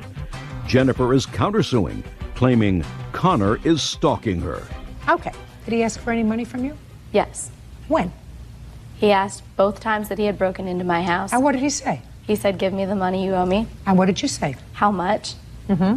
And each time it was a different random dollar amount. I asked him to explain to me what it was for, and I would be more than happy to pay him for it. Oh, well, now he's here to tell you. I'm waiting for the dollar amount and why. Well, let's start out by the fact that you acknowledge that he gave you this credit card because you called him and said, I have no place to stay. I'm broke. Can you help me for this emergency? And he gave you the credit card. And I want you to assume for the purpose of your answer, madam, that I don't buy your Ann Taylor or Abercrombie & Fitch purchases as necessaries. Do you understand? Yes. So how much do you think you owe him? I haven't even tried to total it up, so I'd feel uncomfortable giving you an exact dollar amount. Good. If I told you that the merchandise purchases that you made totaled $1,500, would that sound right to you? Yes. Good. Judgment for the plaintiff in the amount of $1,500. Next time, pick more carefully. Not everything that has a pretty face is a nice person. Yes, Your Honor. Do you understand? Yes, Your Honor. Counterclaims dismissed. That's all. Parties are excused. You may step out. At the time we were dating, I didn't think I was being taken advantage of because we were dating and the feelings we have for each other. But now that I look back on it, I do see it was stupid. I think his motivation was to get revenge for the fact that I don't want to be with him anymore. He's a nice guy. I have 5 boys. They're all nice. We've taught him to give to other people. I think he's a really nice guy, and it's a bummer that it didn't work out. Hopefully I can just move on and she can move on and go about her business. Suing her former roommate, Lulu Onawaka, for a rental deposit, moving costs, and lost wages. Miss McRae, you were looking for a room, and you rented a room in defendant's apartment. It didn't work out. You were unhappy. She was unhappy. You moved out. And now you want return of rent, deposit, moving costs, lost wages, and emotional distress. She also said, didn't work out. We didn't like each other. It just wasn't a good fit. So you were happy she left. That's either a yes or a no. You were happy she left. No, ma'am. You weren't happy you wanted her to stay. No, ma'am. Then you were happy she left. No, ma'am. I wasn't happy she left. Oh, let me see. Let's see. Okay, this is what you say. Brittany, that would be you. Yes. This is your answer. Was messy, played loud music, brought friends in. After that, I let her know we weren't a good fit and would not be renewing her lease. No. Now, that's what you said. We'll not be renewing the lease for the No, apartment. no. Doesn't matter. I just read you something. I read you your answer. Now, does that sound somebody that was happy with their roommate? I define happiness for myself. I've lived in co-living where I've had to live with people I do not like. What? And make it work is what I'm trying to say. So No. that wasn't the issue. The damage she's referring to was actually me attempting to change the locks on the door. Lock I was on the trying door. to change the lock because during my time away, all of my belongings.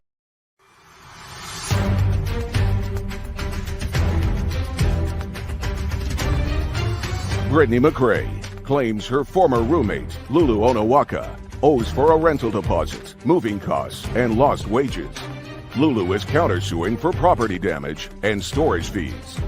Brittany was messy, played loud music, brought friends in unannounced. She damaged the washing machine, flooded the apartment, and without my consent offered to adopt someone's dog. After that, I let her know we weren't a good fit and wouldn't be renewing the lease. That's what you wrote. Do you want me to show that to you? No, you are right, and that is what I wrote. Absolutely. Well, then I don't know why you have a passive-aggressive attitude, because I'm the only one who's passive-aggressive. Then you were happy she left. No. Okay, well, you're ridiculous. Then weren't a good fit, and yet you were happy with that. And I don't have to define happiness. Yes. I know that if I lived with somebody who was messy, sometimes loud, Okay, so each is we broke the dishwasher and flooded the apartment because they put regular soap instead of dishwashing soap into the apartment, then it sort of bubbles all over.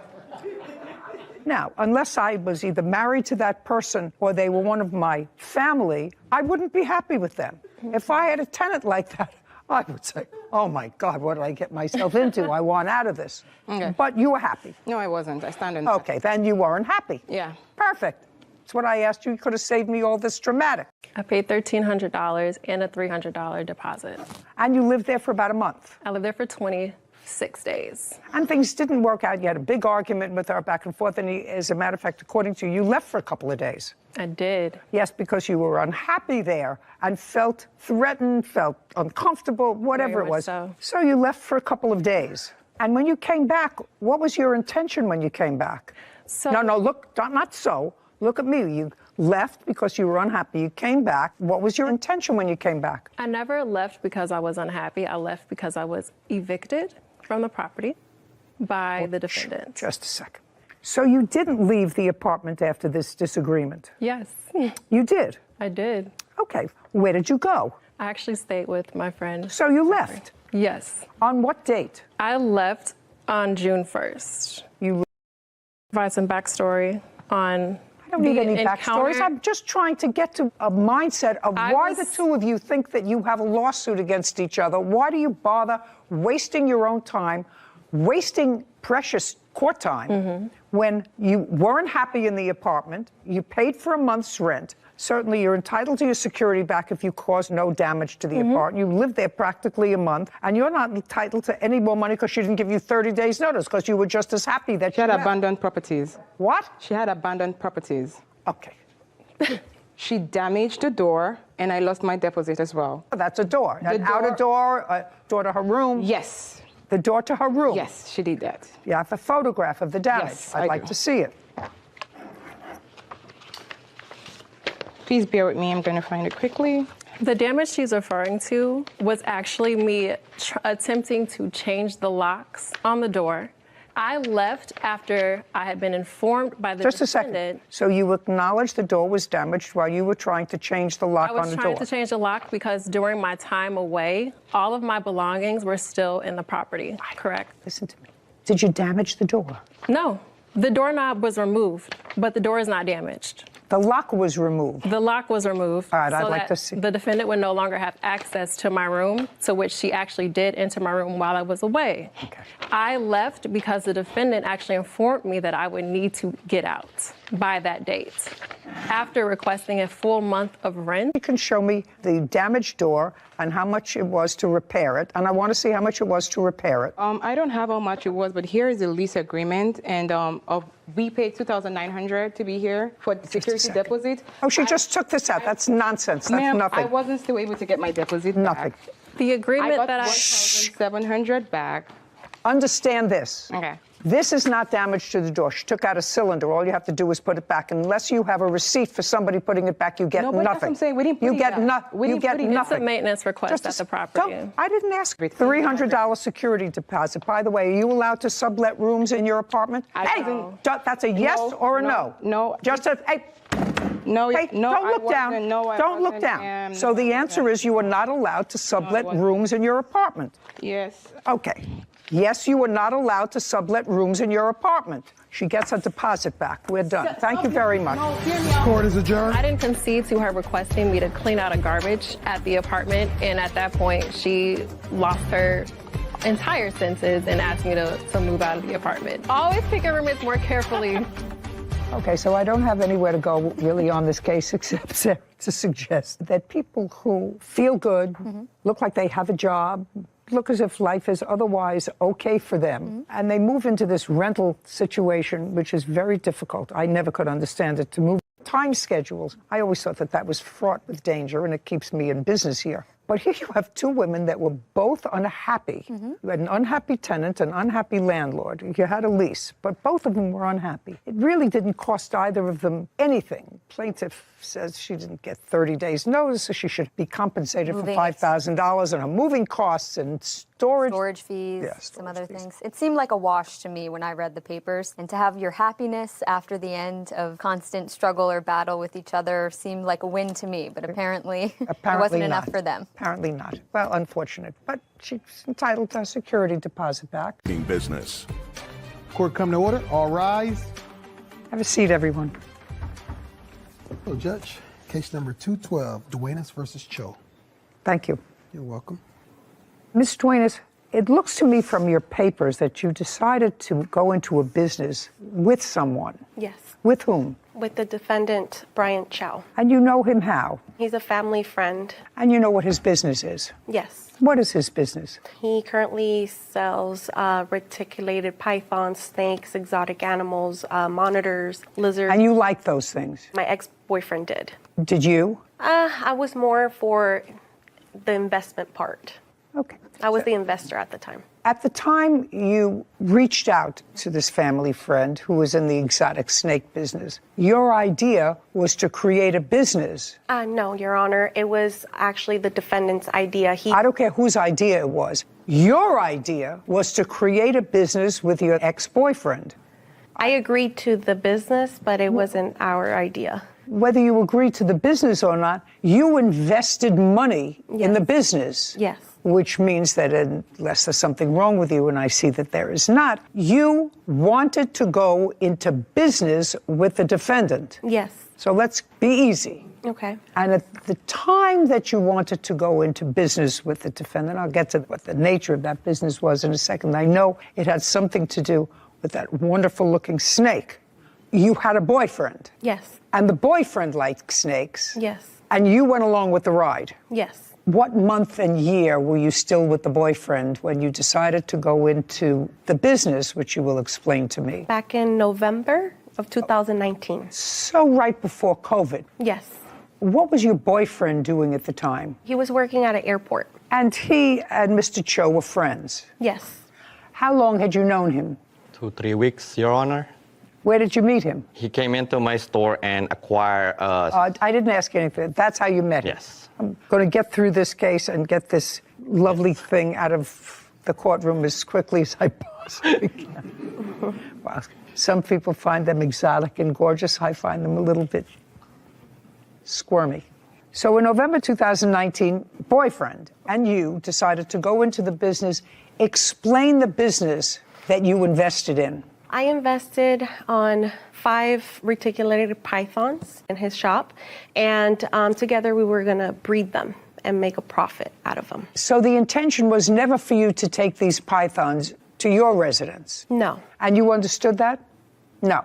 They're buying the snake, Your Honor. Okay. How much were the 5 snakes? In total, it was $10,000, plus the feeding and the cages that he claimed that the snakes needed. Was it your agreement that for $10,000, Ms. Duenas and the boyfriend were going to buy 1 male snake and 4 females? They decided to buy 2 snakes. Well, when was that decision made, sir? A week after I met him, because When you went into the shop, did you ultimately decide on 1 male, 1 female? No, so how it is, Your Honor, is he knew my ex-boyfriend prior to the business 5 years ago. He sold him a exotic Australian monitor lizard. Okay, what I want you to tell me is, did there come a time when the arrangement changed, so instead of 1 male and 4 females, you were supposed to get 1 male and 1 female? No, Your Honor. The whole way, it was supposed to be 1 male and 4 females. Do you have any sort of a receipt for that? We have Instagram conversations. Do you have that? Yes, ma'am. I'd like to see it. Okay.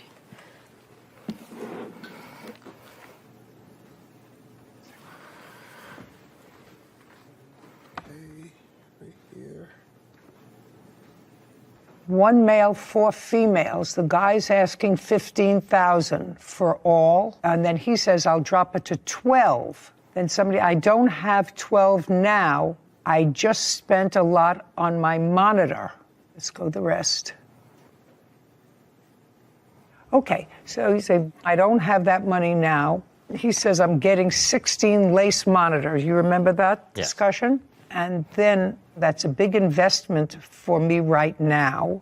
I'm saving up to get a house, but I'm down to breed my monitor with any of your monitors. Keep going. So far, I don't have a contract. And then somebody says, no, you pay half and I pay half. Who wrote that? He did. 1,000. I want to get them, but I'm low on cash till next month. And that's from you. That's from the reptile. I have to see it, Your Honor. Okay. If I invest half with you, what will be my return and in how long? Think about it. That's will be the baby's mix price. JTK Reptiles, that's you. Somebody's on their way. That's you and your boyfriend? Yes. We were on our way to give him the money. And how much money were you going to give him? We gave him the first time $6,000 and then $4,000, a total of $10,000. You received that? Yes, Your Honor. And what did you purchase with the $10,000? If you look at the message from there, what she showed you is they pay half of the 5 snake. It means they get 2 of the snake, and I get 2 of the snake. They've been lying to you guys since day one. They want to purchase 2 snake. Then I told them, like, if you look at the message, I can use my male to breed it to your female. It's an investment for you guys, not for us. It's no us. It's not with them at all. Mr. Cho, were they supposed to take possession of the snakes? They're supposed to pick up the snake. That's why they come to the store with it. Which snakes were they supposed to take possession of? One right here and one out there. Is that a male or a female? This is the female. Has she had babies yet? No, I don't breed her because she don't belong to me. And how old is she? Right now, she should be about 6 years old, going 7. How long do they live? Over 30 to 40 years, depends on how you take care of them, like I take care of them. And there's another one outside the Yes. courtroom that's the same as this one. Also a female? Yes. And you gave them the $10,000. He acknowledges the $10,000. So we have a verbal contract that you were going to pay for some snakes. He was going to order the snakes for you, which he did. And that was accomplished. And the payment for the snakes was done on what date, the first payment? Approximately in November of 2019. And when was the next $4,000 payment? The same month, I would say like a week.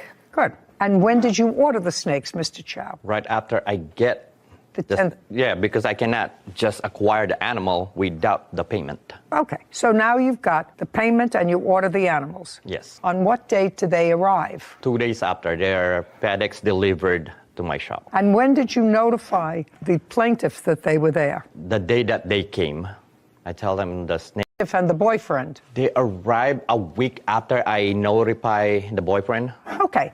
Now, Ms. Duenas, a week later you went to the shop. And what happened when you went to the shop? Now he's got $10,000 and he's got 2 snakes. I just want to clarify, Your Honor, that we even gave him money for the tanks because here in the conversations it says that he can't continue having them in tubs. So he needs us to give him money to invest to buy the tanks to house the snakes. So our original plan was for him to keep the snakes because he has the shop.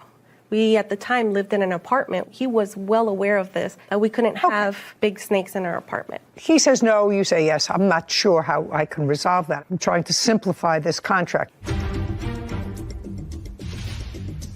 Cassandra Duenas claims exotic pet store owner Brian Chow owes her money for a snake breeding business. Brian says Cassandra changed her mind about the business after he purchased the snakes. Okay, part of the contract was fulfilled because you paid him. Then he ordered the snakes. Second part was fulfilled. I want you to tell me what happened when you went to see the snakes. You say to see them. He says to pick them up a week later. So when we went to the shop, Who led us to Who went? My ex-boyfriend and I. What led us to there is because after he obtained the snakes, he was not reaching out back to us. He was Just a week later. Yes. You went to the shop. He notified you that the snakes were there. There's no question about that. Now, you went to the shop for what purpose? Because he switched it and then he said it was 2 snakes when originally the plan was 1 male and 4 females. That 1 male was going to breed with the 4. So right out the back, he lied to us what our agreement was here, that he clearly texted us and said 4 males and 1 female. So it was 5 snakes. So we went to the shop. Yeah, but there was a problem there with pricing in the Instagram messages, a suggestion, because some of the texts were unavailable. He said originally they were $15,000. And then there was some discussion of $12,000. And then there was some discussion of $6,000. He says he'll pay half and you pay half. And you were always supposed to give them the snakes. Why would you pay half? Then they get the 2 of the snake and I get the 2 of the other snake. It's 5 of them. And the one that we're gonna pretty much, they can have it if they want it, or I can use it when I need it. You mean the male? Yes. So that was the business. Anyway, you went there and what happened? So I went in recording. My ex-boyfriend told me, hey, record. Don't tell me what your ex-boyfriend told you. Okay. Just tell me you went in and what happened. We went in there and we asked him, hey, we agreed on 5 snakes. Now you switched up and you said now it's 2 snakes. First you told us it was $15,000, then $12,000. You were playing games with us the whole time. And at this point, after a week later that he said that he got the snakes, then he told us it was 2 snakes. At that point, we were upset because we had planned and we had counted with 5 snakes. That's why we gave him that ridiculous amount of money. And basically, we didn't want nothing else to do with him. We wanted our money back. And that's what we went for, our money back. Just a second. Yes. So you walked in wanting your money back? Yes. Do you have any text messages, Instagram messages, suggesting that before you got there, you had said to him, we changed our mind, we don't want to be in business with you, we want our money back? No. Nothing? No. He wasn't reaching out. Sorry, Your Honor. He wasn't reaching out to us. He was sending him video calls. He was calling him through text message, my ex-boyfriend. I don't care. You paid the money. He got snakes. The question is, you think there's supposed to be more than 2? He says 2. More money. So the ultimate agreement was for 2. So what happened when you went there? You're there with your boyfriend. Yes. And you say, I want my money back. Mm-hmm. And he says, I don't have the money here. I have 2 snakes here. Are you telling me that he didn't call you and say your snakes are in? Is that what you're suggesting?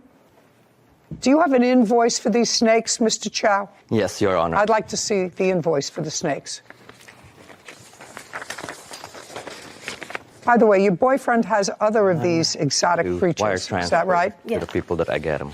What kind of exotic creatures does he have? One that he sold him, an Australian water monitor from the Philippines. And? He has 2 rhino iguanas, a pair. He has a, I don't know the name, but it changes colors. Mr. Chow, transfer is August of 2018. And those are for the lace monitor that Are these lace monitors? Yes. Sorry, Your Honor, these are not lace monitors. These are reticulated pythons. These are not monitors. Monitors are lizards. These are snakes. Lace monitor bell face. Yes, Your Honor. Well, that's not that. No, Your Honor. Well, these are useless. Yes, but that's connected to the rest of what they did. What does it have to do with these 2 snakes? What I want to see is when you purchased these 2 snakes. Yeah, I don't have it, Your Honor. Well, get it. What do you mean you don't have it?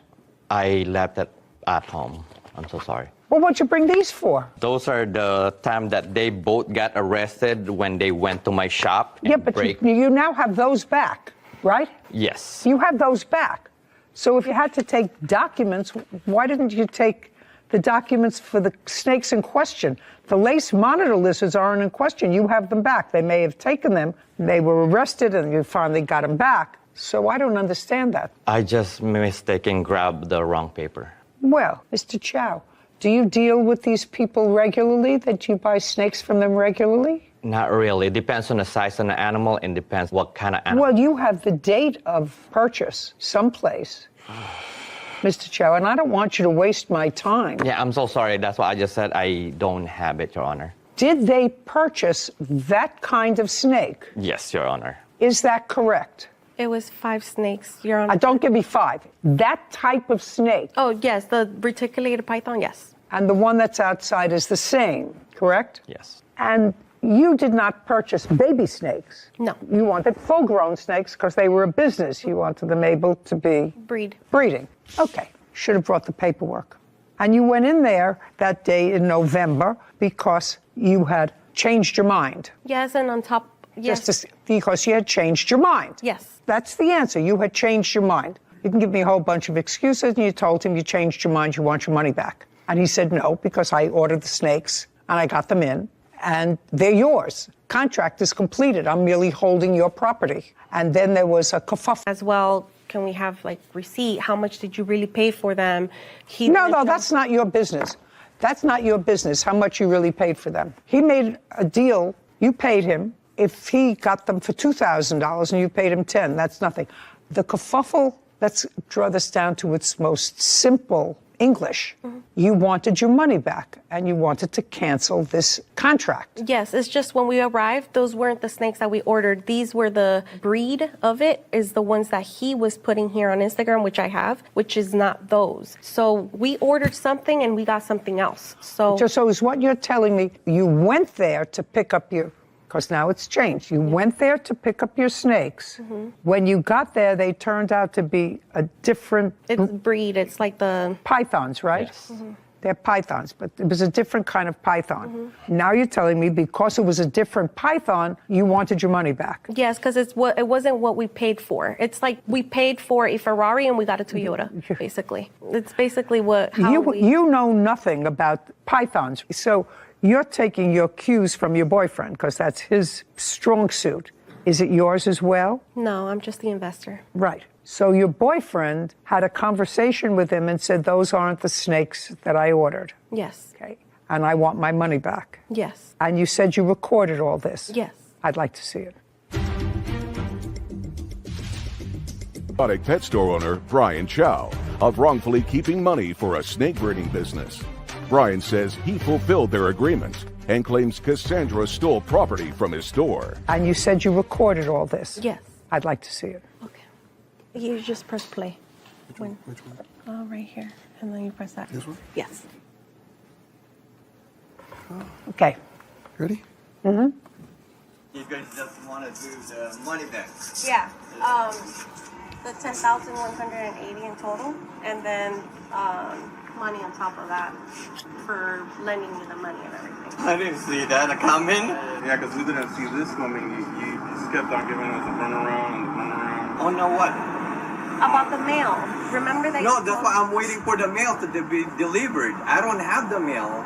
Yeah, but remember you had told us that the guy had it because he had to leave and he had to gut out because he has surgery and all that stuff. Yeah. We gave you the money right there and then. You don't understand what mission we had to go I through. didn't know. I don't mind getting you guys your money back, but I don't have cash. If you want it right now, I don't have it. We told you we want to do business correct, and you just keep on giving us another day and another day. You told us as soon as we give you the money, the snake was going to be here. Yeah, it's not about me, it's the guy. It's not me. I'm just buying the snake from some different guy. And then another thing where you messed up, you said 5 snakes for 6,000, and you come at me with 4 and you wasted my money. Yeah, and I told you that he gave me only 4 snakes, the big giant. Yeah, and why would you waste money if I told you to get the 5 snakes? If you worry about the last one, I can pay for it. It's a mail that we don't need. But I have to do all this, so I have to get like this for you to do that? No, bro. How can I trust you now? Bro, the 4 snake is right here. I'm I'm gonna go get something. What's wrong with you, bro? I'm just asking you. Let's talk. No, we're not gonna talk. I told you don't with me. I don't talk with you, bro. Dog. Why? What's that's wrong? Because we gave you a lot of money. We're talking about over $10,000. And you're just giving us the runaround. First you told us 5 snakes. This is what we can do. I'll take it. And when you get the money, I'll give it back. Yeah, female too. No. Oh, no? All right. Well. Come on, bro. You're looking at a 15 grand. I told you don't play with me. I don't play with you. You don't even have the money right now. Open them up, man. I got the half of the money. Open them up. I'm trying to talk to you, bro. No, there's no more talking because we gave you the money right here and then. That's unprofessional. You're trying to scam us and you don't do that to people like that. I didn't. How did I scam you? Before I open it. You're telling me that you don't have the money. I have half of the money because I'm waiting for the snake. Bro, if you guys gonna get arrested. There's no arrested. We're just getting what you took from us. Over $10,000. I'm trying to talk to you. $10,000. You're gonna open it. I'm trying to talk to you. No, we try to talk to you. You're telling us you're gonna have the money. I have everything in video. I don't care. You can record me, bro. Alright, so are you gonna You open don't it? play with people's money. You can call You owe whoever me you over want. $15,000. This is 15 grand. We don't care. Can you call a cop, please? No. Alright, watch out. Back away. I told you, don't play with my money. What are you doing? What do you mean? He owes me money. I don't care. He owes us money. He owes us money. He owes us money. They're gonna deal with it. With the police.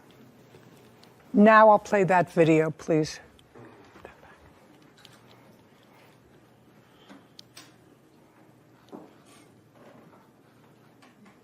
That's your boyfriend breaking into the... Yes. And when he broke the glass and took out whatever lizards he took out with him, where did he take them? You were still with him? Yes, he put it in a bin. And is that you carrying them out? Yes, and that's the reason why I was charged with the robbery, just because I walked out with the item. That's all right. That's fine. That's a co-conspirator. Ultimately, the lizards that you took were returned to you. Yes, Your Honor. And it seems, Mr. Chow, at the beginning of this case, I must acknowledge to you that I was sympathetic to your position, that they had ordered snakes. You ordered them. You got them. Yes, Your Honor. And then the contract is completed. Uncross your arms. No, I'm so sorry. But it's clear from the tape that the plaintiff played for me that you acknowledged that you did not fulfill your end of the contract, that you were blaming your inability to fulfill your end of the contract on some third party.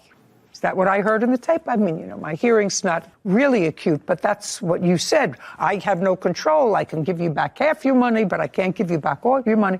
So the contract was not complete. It was complete because they supposed to get only 2 snakes. I didn't see anywhere where it says just 2 snakes. There was a whole bunch of conversation there about the male snake, and you were supposed to deliver to them the male snake. And you said, I don't have that money now, but I can get that money for you. I can give you the first money. I don't have the second money. It was clear that the contract was not complete unless you have something to show me that it was. But what I heard, it was not. That doesn't mean that Ms. Duenas has the right to break your property and to steal property that belongs to you. What they do is they come into a court and say, you have my money. The contract was not fulfilled. I want my money back. That's what you do.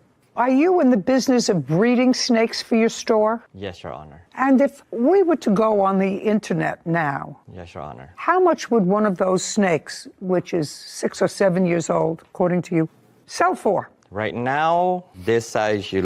For whatever reason, if you put up that snake on the internet for sale, how fast would it take you to sell it? I'd say like about a month and a half. They're rare.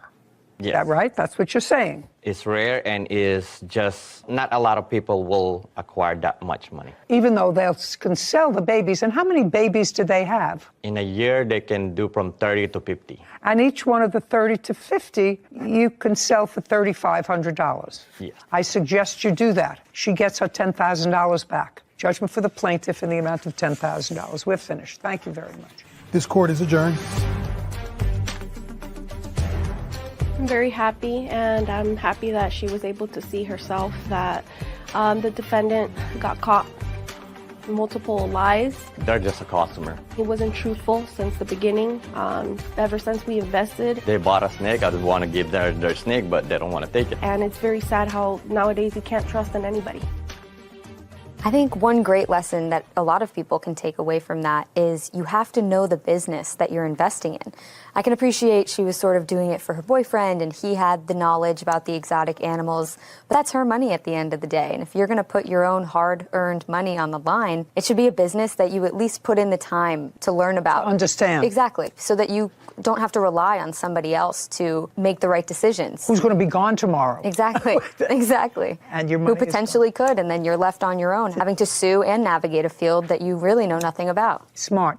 And it was also an example of a contract that was not fully executed. Mm-hmm. I actually thought when I started the case that there was an offer, an acceptance, you performed, paid the money, got the snakes, and then you can't change your mind. Once you get it, you say, well, I changed my mind. But that's not what happened. Nope. And her video demonstrated that that's not what happened because Mr. Chow started to waft. Well, it's not my fault I don't have your mail. It's another guy, and I would give it to you, but I can't give it to you as soon as I get it, you know. Yeah. So he did not deliver on the contract. So I had very little compulsion other than to say, you don't have to take the snake and you get your money back. Yeah. Anyway, done. Yeah. And the snake is gone. Left the building. Honor Jacqueline Davis for party costs and a dress deposit. Miss Morgan, this is what this case is about in a nutshell. You were celebrating a birthday. When was your birthday? March 24th. And you always make a big deal, according to you, about your birthday. It's a very important day of the year for you and for everybody who knows you. Correct.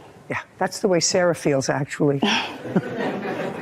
Me, I sort of like to forget birthdays now. I like it to run right by that day as undercovered as possible. Anyway, you celebrate your birthday with a big party. Right. And according to you, you get a spectacular dress for this party, invite everybody that you know and care about. How many people were you having for your birthday party? It was going to be about 12 people. Where was it going to be held? It was going to be at the James Harden restaurant. Who was going to be there? My best friend from Chicago, cousins, aunt. And you couldn't get the restaurant for that day, so you made it in April on a different day than your birthday. Yes, I originally booked it in January 18th. The restaurant, it's a big deal, so yeah. Whatever. It was postponed until what date? Yes, ma'am, April 1st. Okay. Corey Morgan says dress designer Jacqueline Davis is responsible for party costs and a dress deposit. Jacqueline is countersuing, claiming Corey owes for travel costs. And you Tax preparer, I understand. Is that right? Yes, ma'am. So she's busy. So she makes clothes. She's a tax preparer in season. You made arrangements with her to make your dress, and she was going to make your dress at the cost of $300. According to you, you didn't get your dress in time. It was never fitted at all after your initial measurements were taken. Is that correct? Yes. And since you didn't have the dress for your dinner, you had a terrible birthday, you canceled your birthday, and you want her to pay for the dinner. Yes. Just the build up. That's Miss Morgan. Mm-hmm. How old are you? I just made 35, so it was the build up leading to it. So if you turn 35, I'm a lot older. Sarah's younger, and my other grandchildren, were around that age. I have one that's an event because I didn't have just the right dress. I mean, it's not as if a bride is canceling her wedding because she didn't have a wedding dress to wear. Of course, if you want to get married badly enough, you put a sack over your head with a tie and you walk down the aisle. But you don't cancel the wedding. So you want her to pay for the deposit that you made on the dress. Yeah, it was. And another $1,000 or more because you didn't have a nice party. So originally when I booked it, it was for April 1st. When I tried to rebook it because she told me at the last minute that she was not going to be able to do the dress, which was the week of.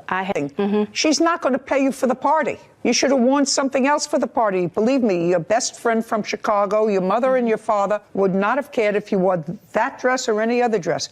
You should not be out a penny. I was out of penny. Well, you were out $150. You gave her $150. Is that right? Yes, Your Honor. Okay. I gave it back to her. I sent her a refund. Oh, you did send her a refund? Yes. Did you? Just a second. Up. When did you send her a refund, Miss Davis? I sent her a refund on March 29th. She requested a refund on March 28th, and I sent it directly to her. To her on March 29th? Yes. How did you send it? By check or? She sent me the money via Cash App, and I returned it via Cash App. Do you have verification of that? Yes, I do. And she kept that money? Yes. Is that correct, Miss Morgan? $150, and she sent me $105 back, but she sent it the week of my event. So I don't care if it's the week of your event. Did you send her $105 or? I did. Why? Because I was charged a fee with Cash App, and also there were additional items that were purchased that I told her about that I deducted from that. You can't deduct anything from that. And you can't even deduct the fee from Cash App because what it cost her was more than $150 then to send it to you, right? Right. Right. So why should you send her less? Because I previously explained to her that I needed to order stone. It wasn't done. Not even according to you was it done. She hadn't had a fitting on it. The problem is you gave her money, and you should have sent her exactly what it is that she sent you because you didn't fulfill your end of the contract. A day before the party is not the time to say it's 95% ready. Okay. She has to give you $145.88, which is exactly what she received. Am I correct that that's what she said? That is what she said. $145.88. Okay. She doesn't pay you for your disappointment, for your sorrow, for your party costs, or anything else, just for my own information, because that's my judgment. Did you spend your birthday with your mother and father? That's either yes or no. No, ma'am. Who did you spend your birthday with? My boyfriend. Oh, was he invited to the other party? The dinner, yes, but I had to cancel the dinner. No, I'm just asking. Yes. You didn't have to cancel the dinner because you didn't have a dress. That's what I'm trying to get to you. You could have gone to your dinner in that dress. I know, it's silly, and it's a little bit immature. Because I purchased shoes, my nails, everything was accustomed to the dress. So when she didn't deliver the dress, everything was already in black and silver. I did not have a chance to go look for anything because it was the week of. Oh, yes, of course you did. Of course you did, black and silver. You put on black pants, black top, and you put on silver around your neck. We're done here. Don't be ridiculous, Miss Morgan. You have to grow up a little. You have to give her back her money. Don't disappoint people. I mean, I know it's busy. It's tax time. You said to her, I'm busy. I'm working on things for the Oscars. You can't disappoint somebody. This court is adjourned. I'm not happy about it just because I'd already given her a refund. I'm happy with the decision. It was pretty much principle for me. She was very unprofessional. And given from the beginning, I worked with her. And she didn't respect my time, and she canceled on me at the last minute. And she waited to the last minute and canceled the order. So she canceled at the last minute because she didn't have the dress ready to begin with. Everything was really on her, but she put it on me because she was unhappy with how she chose to deal with the whole situation. We'll be getting another dress with my original person that I was going to go to. Absolutely not. But from now on, I definitely will be going with who I know. Will not work with the plaintiff again. So I remember seeing through COVID a lot of